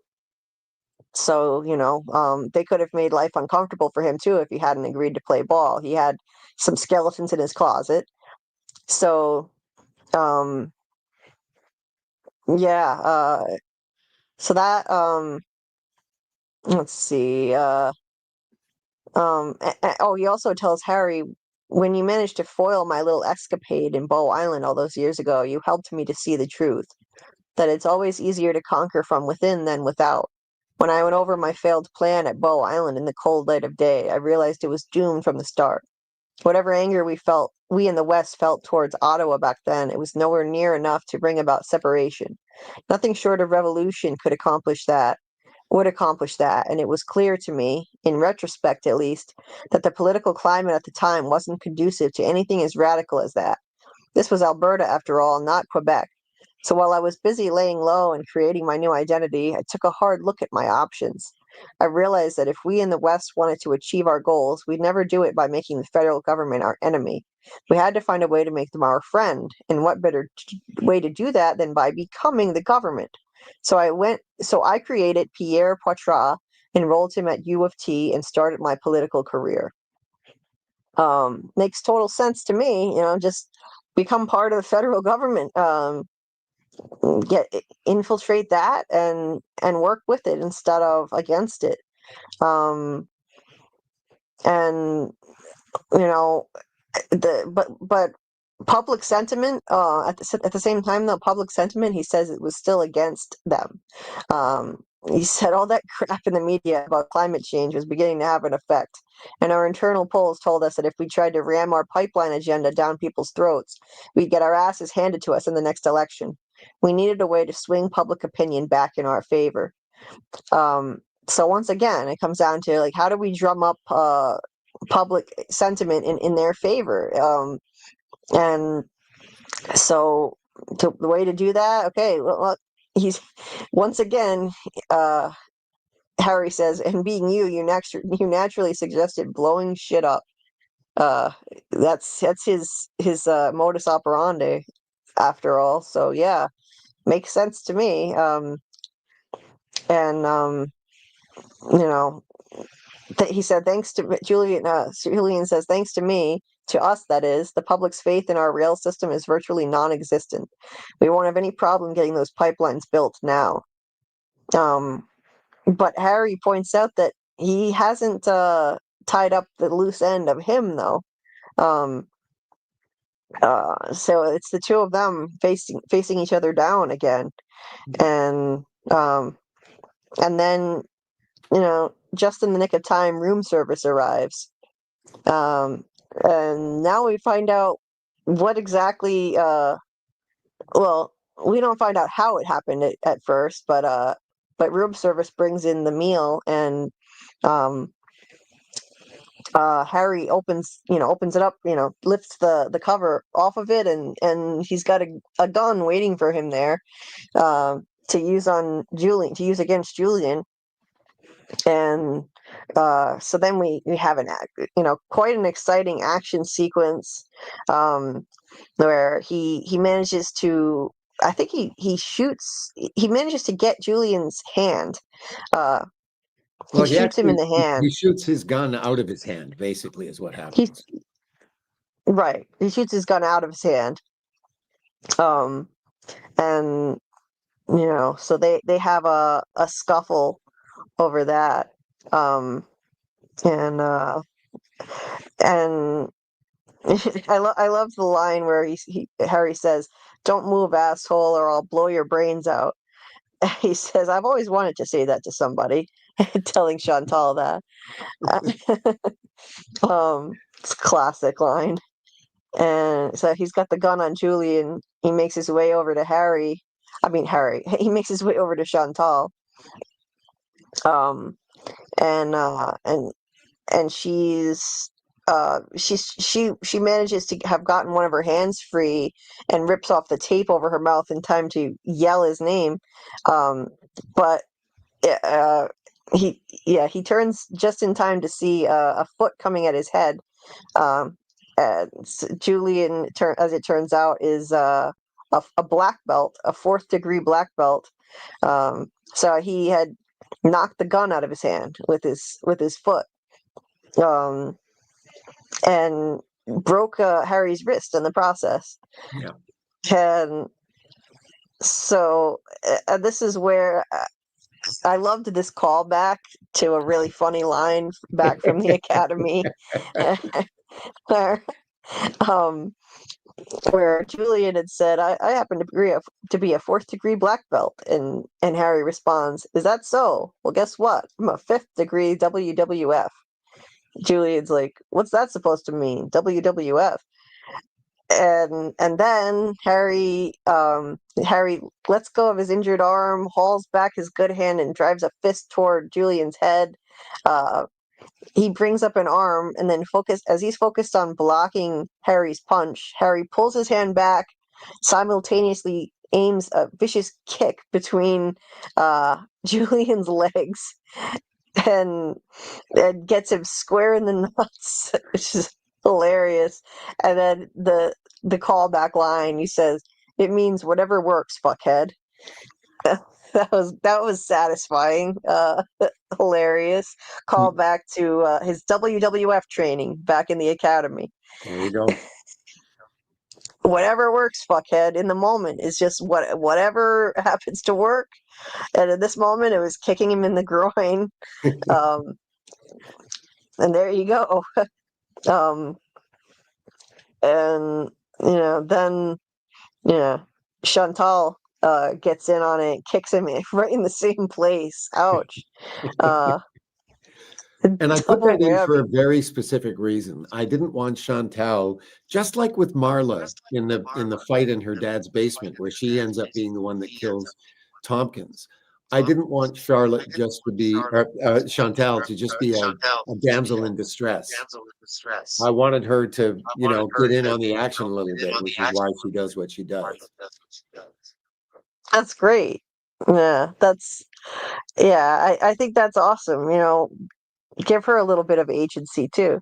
Yeah, That's exactly. cool. Not just be a stereotypical damsel in distress. Yeah. So let's see. Oh, okay. Then let's see, what page did I leave off on? 410. Oh, so Bottom of then 410. 410.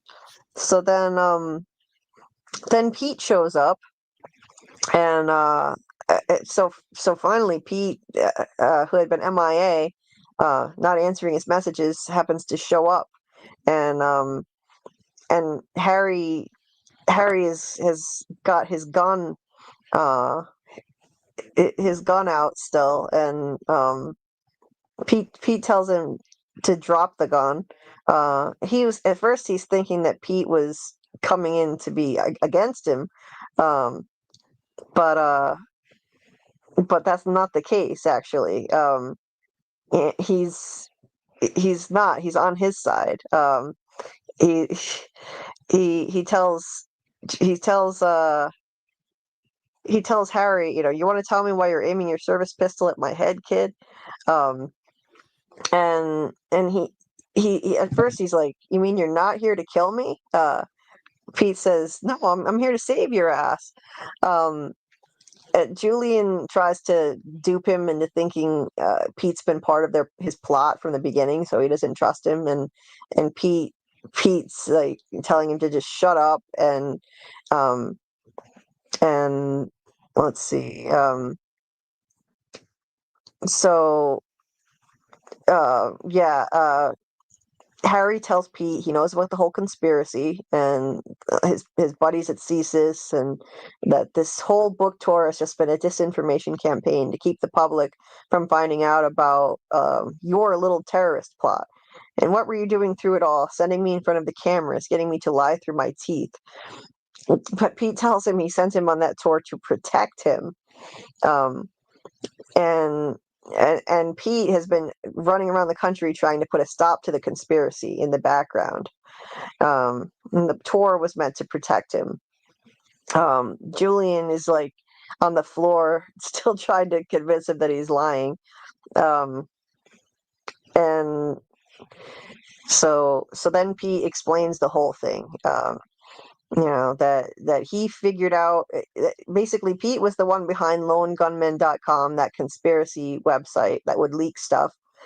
And he figured out that the director's plan with the book was just a smokescreen. And Pete was not in on it. He wasn't going to let the director get away with it. So he was kind of working in the background quietly. He and some of his loyal crew were spending all their time trying to find a way to nail these guys, his superiors.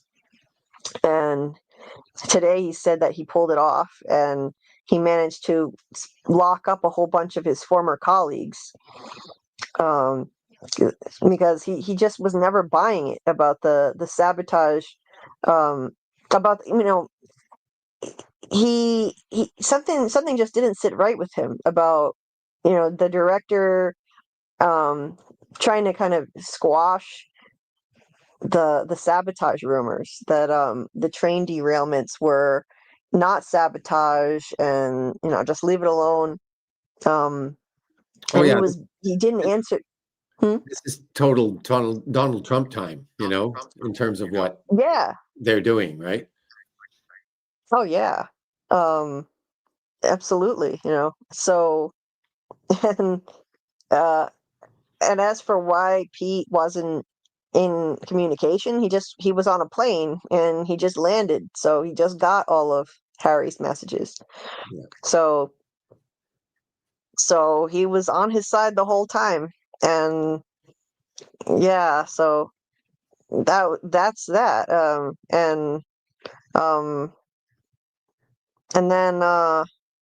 And then Julian, let's see.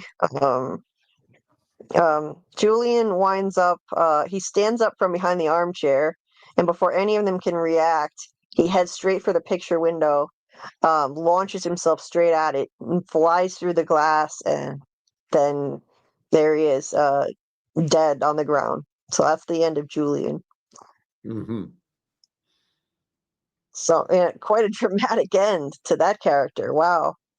Yeah. So that's that. So that's the end of Julian, and then it's just. And I should explain why I did that. I mean, I could have easily engineered. Why did you do that? I could have engineered a struggle where he ended up going out the window that way, but it will come up later that the fact that Julian is no longer there has crippled them. So it's his last fuck you before, ending himself. Oh, yeah. He knew he was done at that point. Totally. His life is over, he was right? cooked. So he was cooked. Well, have fun doing what you want to do next without me here to back you up in terms of testimony or whatever. So yeah, he takes the coward's way out. Right. So then Pete kind of cleans up the situation by picking up Harry's gun off the floor, which he wasn't supposed to have, and pockets it, and he tells him to tell the cops, tell the cops exactly what happened, except Harry, you had no gun. You struggled with Julian trying to get his gun, and in the process, he ended up going out the window. And number two, I was never here. So he gives him the story, and Harry points out that the guys in the kitchen helped him smuggle his gun into the room. He paid them off to do that with the room service guys. So Pete says he'll take care of that too. He'll make sure they keep quiet, and then he takes off, and then he tells him if they ask why Julian came after them, tell them he was some crazed stalker who was obsessed with you. He claimed to be responsible for the train derailments, and he was convinced that you and your book were going to thwart his evil plan. Harry says, "Don't you think that'll sound a little implausible?" And Pete says, "Well, what can I say? It's no more implausible than the truth." Which is very true. and that went all of that went smoothly. The cops bought it. Let's see. So then, yeah. So Pete kind of debriefs Harry a little more. Um, he just didn't. It didn't sit right with him what his director was saying to him about the train derailments. Like this is just weird. It went from these aren't acts of sabotage to okay, maybe these are acts of sabotage, but we can't admit that to anybody. And they were all to maintain that the train wrecks were accidental. If the truth got out, it could create a panic. And Pete thought it was ridiculous. They weren't supposed to investigate the explosions at all. So none of this sat right. And so he did what he was told, but behind the scenes, he started investigating on his own. He said, it, yeah, behind the scenes, he was doing that and basically be a mole. And yeah, so unfortunately, though, it's not. This isn't coming out on the news. No, before I get to that, I liked this detail too. Um, the one way that that Pete noticed something was off in some of the emails that he was reading between the director of CSIS and the commissioner of the RCMP and the PMO, the PM office. In the postscript of the emails, they'd make reference to a series of weenie roasts over the last few months. And when they looked closer, those corresponded with the dates of the train explosions. So it was code. Because when the trains blow up, they look like a bunch of weenies roasting on the barbecue. Clever, really clever. I like that. Um, so yeah, he and his agents investigated, just his really loyal ones. Unfortunately, though, it doesn't look like they're gonna get a lot of convictions because they hired a bunch. I mean, they arrested a bunch of people, but they haven't charged them because they all lawyered up and didn't say anything, wouldn't say a word, and the evidence doesn't seem strong enough to take this to trial. And of course, the So one they were person that would told have been they're able to not going connect the whole thing and whose testimony would have been really valuable is now lying on the to. sidewalk 12 floors below them. Dead. Yeah. Julian. Yep. Julian could have blown the whistle on the whole thing. Yeah. So, now they thought about, leaking what they knew to the press, but their lawyers threatened them with legal action if they did, um, because it would be defamation.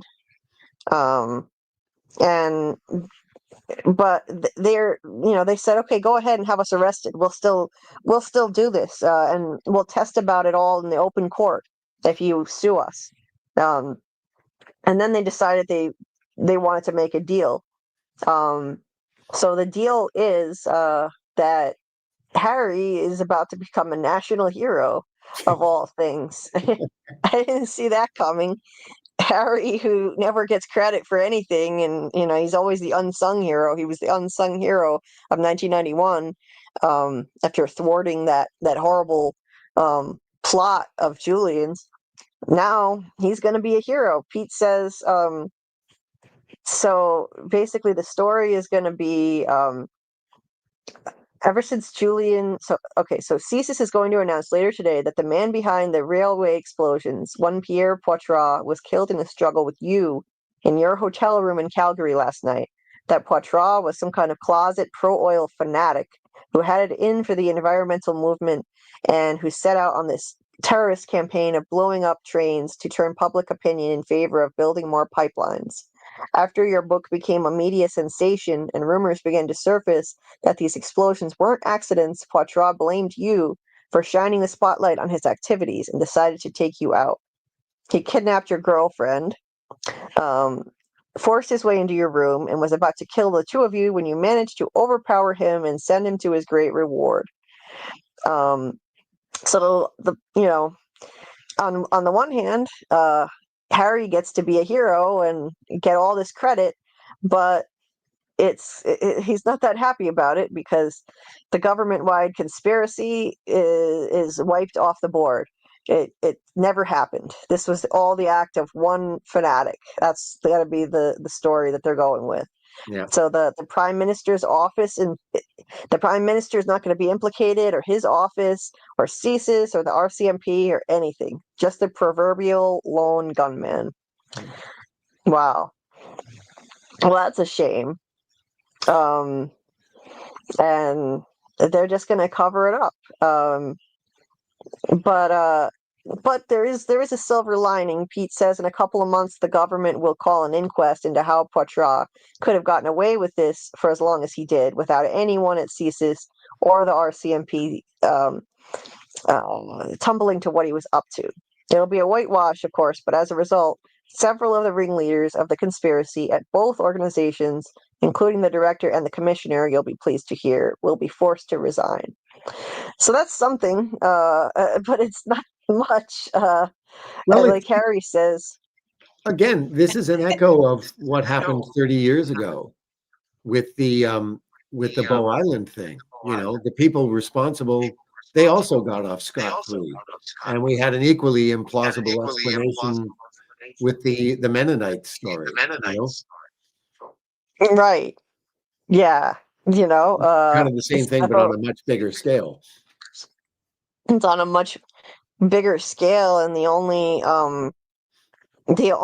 like the only plus side this time, at least Harry gets credit for something. Yeah. So at least there's that. But yeah, Harry says, "Hallelujah, fucking Luya, isn't that just peachy? These guys killed people, innocent people, and all they get for it is early retirement on a government pension, no less." Pete's like, "What can I say, kid? We live in an imperfect world. Hey, look at the bright side. We put up a stop to the bombings. We uncovered the sabotage plot. We cleaned house at both CSIS and the RCMP. And we exposed the campaign to manipulate public opinion. There's no way the government's pipeline agenda can survive this, no matter how they try to spin things. Neither will their administration, for that matter. We may not be able to prove anything in court, but the press is going to have a field day with this, thanks to a few strategically placed anonymous leaks." Pete and his leaks. He's at it again. Courtesy of lonegunman.com. He's like, "You didn't hear it from me." Typical Pete. I love it. So that's something. I mean, yeah, there are a few silver linings to that, like he points out. And yeah, so I mean, it could be worse. But yeah, I mean, I'm satisfied. Like, yeah, I would love to see accountability, of course, but at the end of the day, I'm just satisfied with all the questions to this mystery being answered. There you go. And that's all that matters to me. Would it be nice to see the government actually face accountability for this? Sure, but this is the real world we're living in, and I mean, this is realistic. I think this outcome was entirely realistic, that the government would not be like on the hook for this at all. I mean, look at the age we're living in here. Need I say more? Look at what we're dealing with here in the U.S. right now. Exactly. I mean, some of the stuff we've been reading, I just keep thinking, like the way CSIS and the RCMP were acting during the conspiracy, it's got the Trump administration all over it, like, yeah, that's their modus operandi. Right, exactly. So, it's oh, Scarlett, I'm sorry. Scarlett was in the chat. I was so busy looking at my notes, I didn't see she was backstage. I think I'm on my laptop. Just popped in, actually. These things in the chat are popping up as we speak. So. Yeah. Yes, sorry, Scarlett. I'm on my laptop where without any tones that to tell me when somebody's backstage, and I wasn't looking at the screen. Sorry about that, but we're wrapping up anyway, though. We're on the last few pages here. Um, and my pain is getting really out of control. So Scarlett, I'll add you, but we do have to wrap this up like really really soon. Well, Um, fortunately, we're on like page 429, so we're pretty much there because this last scene with Chantal and Pete and Harry in bed together, I think is really the only significant thing at this point that we haven't covered. right. Let's see. Yeah, are we at 429? Let's Yeah, I see. mean they go out to dinner and stuff, but that's really kind of incidental. It's really when they get back home that we get into the meat of their discussion, and it starts right near the end where she says, "Where's the line? What happens next?" This is in the middle of 429. Oh, yeah, right here. Here it is. Chantal, yeah, this is nice right here. She asks Harry what happens next, and he says, "Oh, geez, Chantal, I have no idea. Everything's so up in the air. I mean, it's clear that my spy career is over. There's no way CSIS can use me as a field agent after this. But hey, given the book's success, I'm considering writing a sequel." And she Nudge, says, nudge. "Great, huh?" I said, nudge, nudge. Yeah, nudge, nudge to reality. A nice shout out to a nice shout out to life imitating art, imitating life, kind of in an endless loop. Yeah, Because you were writing a sequel or considering at the time. Did you already know for sure? Yes, you did. You were planning a whole series, yeah. I wanted so this to you be knew like 10 books. yes, so you knew you were writing a sequel. Yeah. So I love the meta. Oh, we lost Scarlet. Mm, Um, I love the meta aspect of that. That's mm, great. Um, the meta level of this I've always loved from the beginning. You know that mm, he's writing a book, and about his life. You're writing a book. Also about your life, couched in a spy drama, mm. autobiographical stories interspersed within this spy drama. Anyway, Chantal says, "Great. So now that we've clarified your career objectives, what happens to us?" And he says, "Look, it's early days. I mean, hell, we haven't even seen each other in 30 years, and it feels like things have gone from 0 to 100 in no time. It's way too early to tell what this is yet, or if it's anything even. The good news is, as I'm between engagements, maybe we could do what I suggested at your place. I could come and spend some time with you in Montreal, or you could come stay with me in Toronto, and then take our time figuring out where things are going and what we want to do about it. How does that sound?" Um, she says, sounds a little. She starts to undo the buttons of her blouse. Ooh, it's getting steamy. Um, Sounds a little non-committal to me, Harry. Perhaps you need some convincing. She dropped her blouse to the floor. "I agree," I said, "but I warn you, I'm going to need a lot of convincing." "That's okay," she said as she undid her bra and dropped it to the floor. "I'm up for it." She began undoing my belt, then looked down. "Oh, mon Dieu, it looks like you're up for it too." Oh, I love the double entendre there. It looks like you're up for it too. That's And awesome. see. That's great. Oh, ending So on a there you steamy go. note.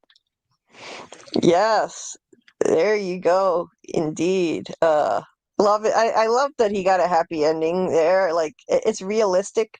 Like, hey, they haven't seen each other in 30 years, so who knows if this is going to be forever, but they have a future that they're going to explore together and see where things go. I think that's an awesome ending for him. I was really happy to read that. Well, just Yeah. wait till you read book 2. Oh boy, yes. To be continued Oh, in book cool. two. Indeed. Sorry, we spoiled that for you. Scarlett says she's not quite caught up with the book, so now you've got spoilers, but um, but But yeah, Uh, but Anyway, hopefully you listen, didn't hear it too much. I Yeah. I hate to bail on you abruptly, but I desperately need to pee, so I'm gonna I'm gonna have to say goodnight and go and do that and And get to plus, bed. it's 2:30 in the morning, and I understand. Exactly. But at least we got Yes. through this damn thing. So next week we can start afresh. Yes. Yeah. So we can always, debrief more and talk about, the resolution of the Debrief. book I love more it, Julie. after. Debrief, Debriefing. indeed. Thanks, Doug. Have a good night. And thank Yeah. you to Bye, everybody who's Doug. stuck Bye, it out with Doug. us. It's really great of you. I'm glad you're all so interested in the book and hopefully enjoying it. And hopefully we'll see you all next week. And good to see Yes. you, albeit briefly, Scarlett and Julie. Yeah, you too, Doug. It's always a pleasure. Yes. Thanks again. Yes. And well, we'll talk. Yes. Good night, Doug. Good Thanks, night. Doug, for your Take care. patience. Bye for now. Take care. Good night, Faith. Good night, guys. As always, much love and thanks so much. Well, good night to you too. She said, "We appreciate you, Doug." And Jordan said, "Night to Doug." Um, and Sorry, I so didn't hopefully, get your link until now, Julie. I woke up in the middle of the night to get some water. I was looking through things and I was like, "Oh, it's on," and it was surprisingly still live. uh, uh, well, you're the best too, Faith. You're awesome. Appreciate you. Well, Scarlett, this is probably for the best though, since you're not caught up. Now you can finish reading it.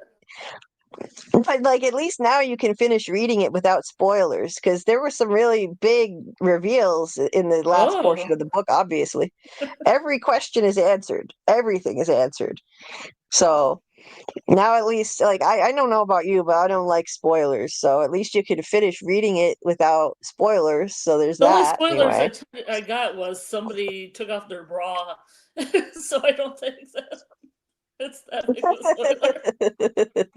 I don't think that's a serious spoiler, so you're good. You're good.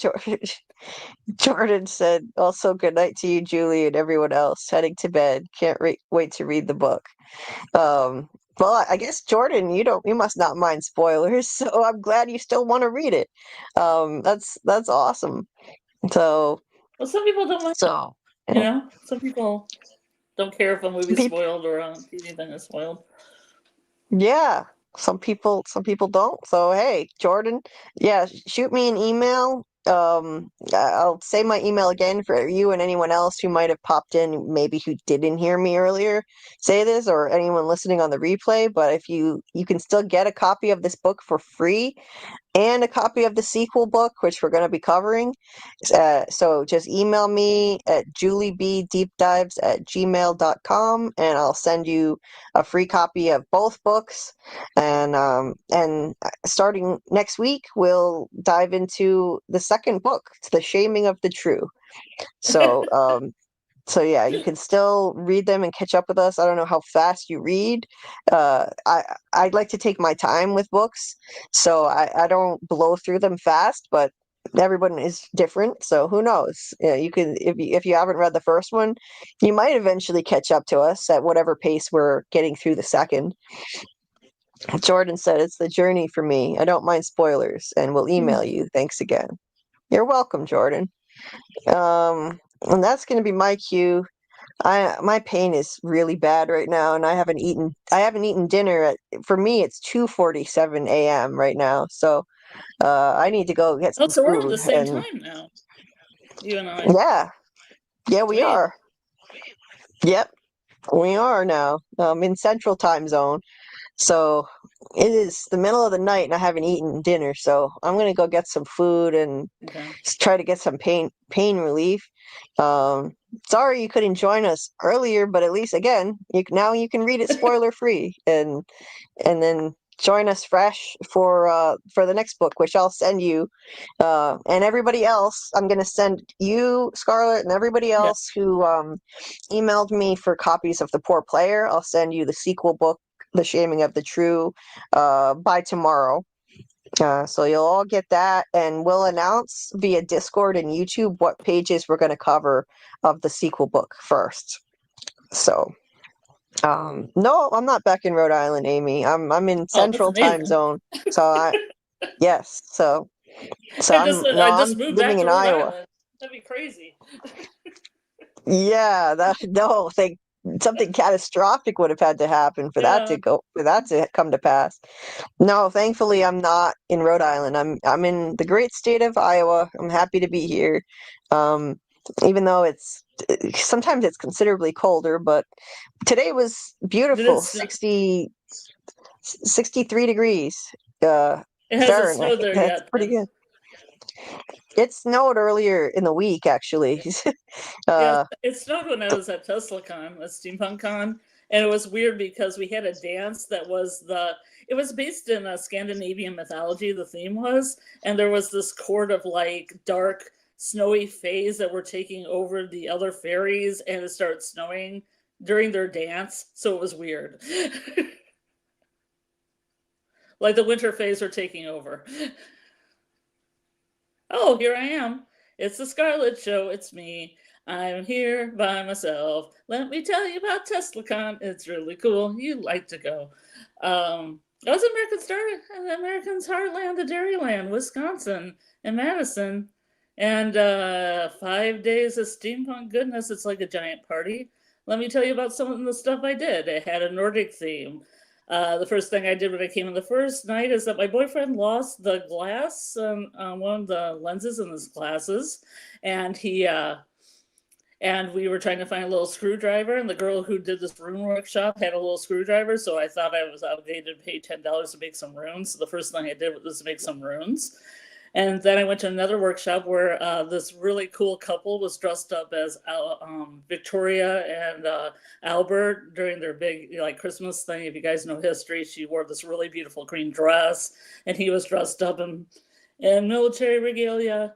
And they taught us how to make ornaments in like Victorian style, so that was really cool. And then there's parties. There's parties like on every floor. There's like mead testing on like one of the floors.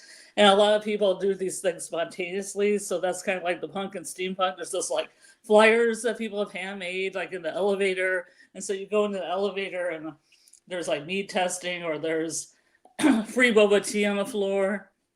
So you go in there and you have a party like in somebody's room.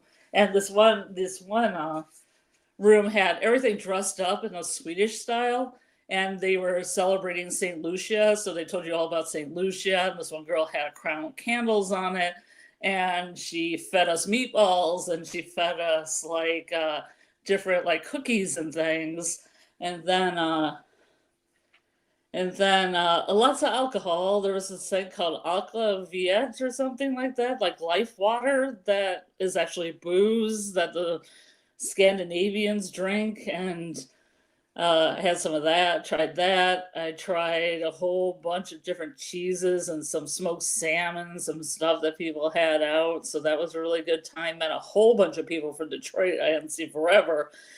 And let's see, if I could keep going, let's see what I did. There's a free zoo in Madison, Wisconsin I went to in the beginning of the day because I didn't know the first day started at noon, because it usually starts at 4 p.m. because people are coming in on Wednesday and they usually want to chill. So I did that because the zoo was really beautiful and it was a nice sunny day. And I knew it was going to turn to snow and rain and all that later. So I thought I should just grab, life kind of by the balls and just go outside and enjoy that before I was in a hotel, because this takes place all in a hotel.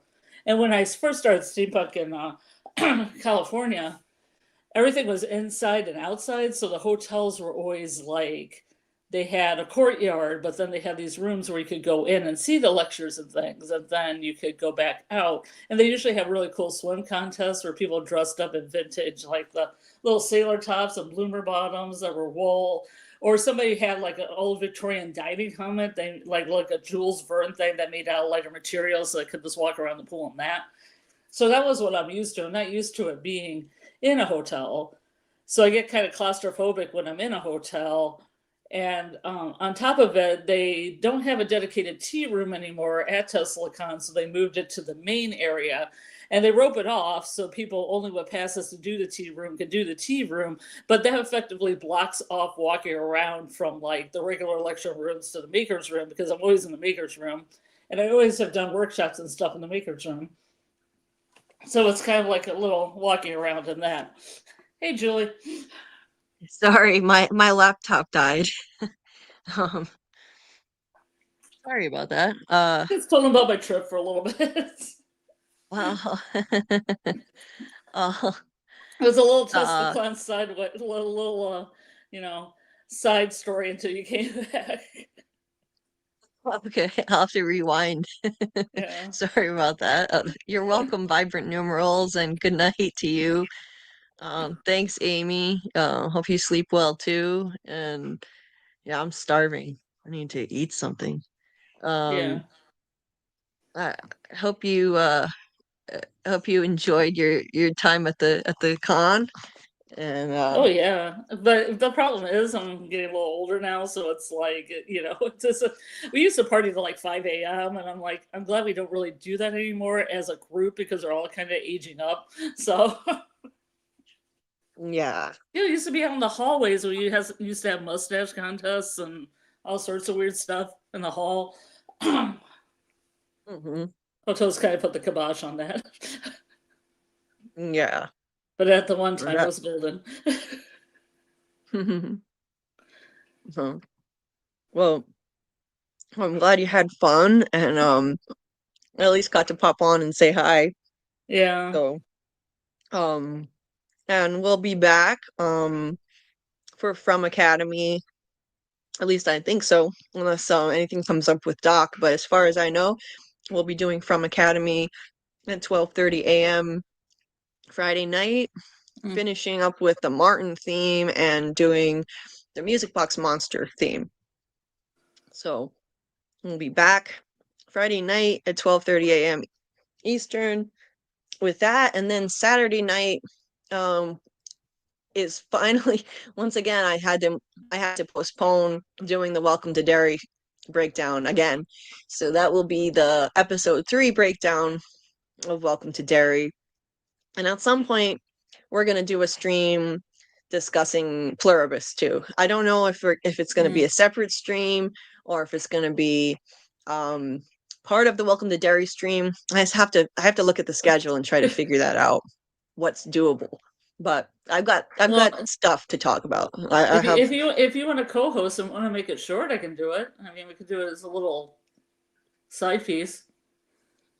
Yeah, we'll figure it out. I don't know yet what I can make work schedule wise going forward because we're going to be doing the streams with Doug and From Academy, Welcome to Derry. So I don't know if I can juggle another one. So we'll figure it out. You also told me you only want to do one TV show at a time too. So yeah, it's a lot for me to juggle more than one. Yeah. So yeah, stay tuned, guys, for more info on that. But in the meantime, we'll be back with From Academy Friday night at 12:30 a.m. Eastern. And until next time, have a good day or a good night. Have a good night, Scarlett. And we'll see you on the next one. Go back to bed. Sweet dreams. You too. Thanks.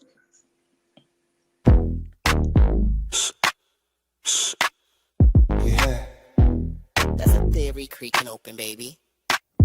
Yo, welcome to the screen where the plot gets bent. Julie B deep dives, not just for content. She don't react, she dissects those threads from the lens. Catching clues y'all missed when the credits end. What you know about freeze framing frames and while you blinking, she building an evidence drum. Got a notebook thicker than the lore itself. In a chat full of nerds with a mental health shelf. Yeah, she sees the glitch, peep the double cross. You just watching TV, she talk to the boss. Every theory and thesis, no throwaway guess. While y'all on season 1, she in season X. Said rewind it, slow it, zoom in, enhance. Julie B caught the symbol in the window glance. While you tweeting what just happened like a clown, she already made a flow chart, color-coded breakdown. They don't die like us, they don't vibe like us. They binge and they bounce, we revive that trust. They skip intros, we every frame. You watch shows, we decode the game. They don't die like us, nah, they don't die like us. She cracked Severance before y'all knew it was deep.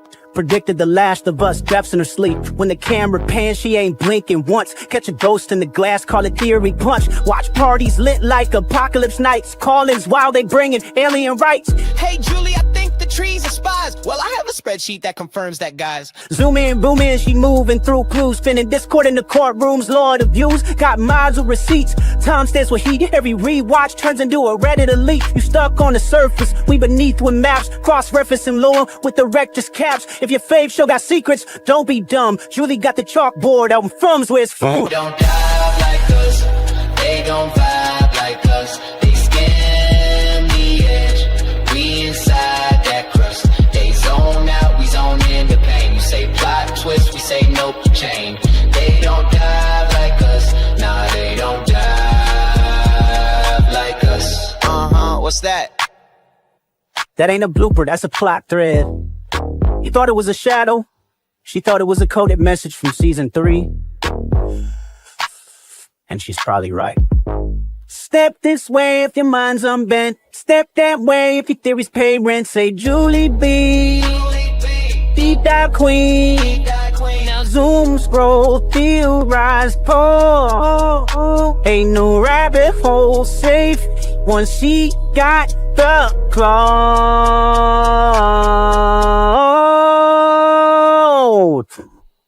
They don't dive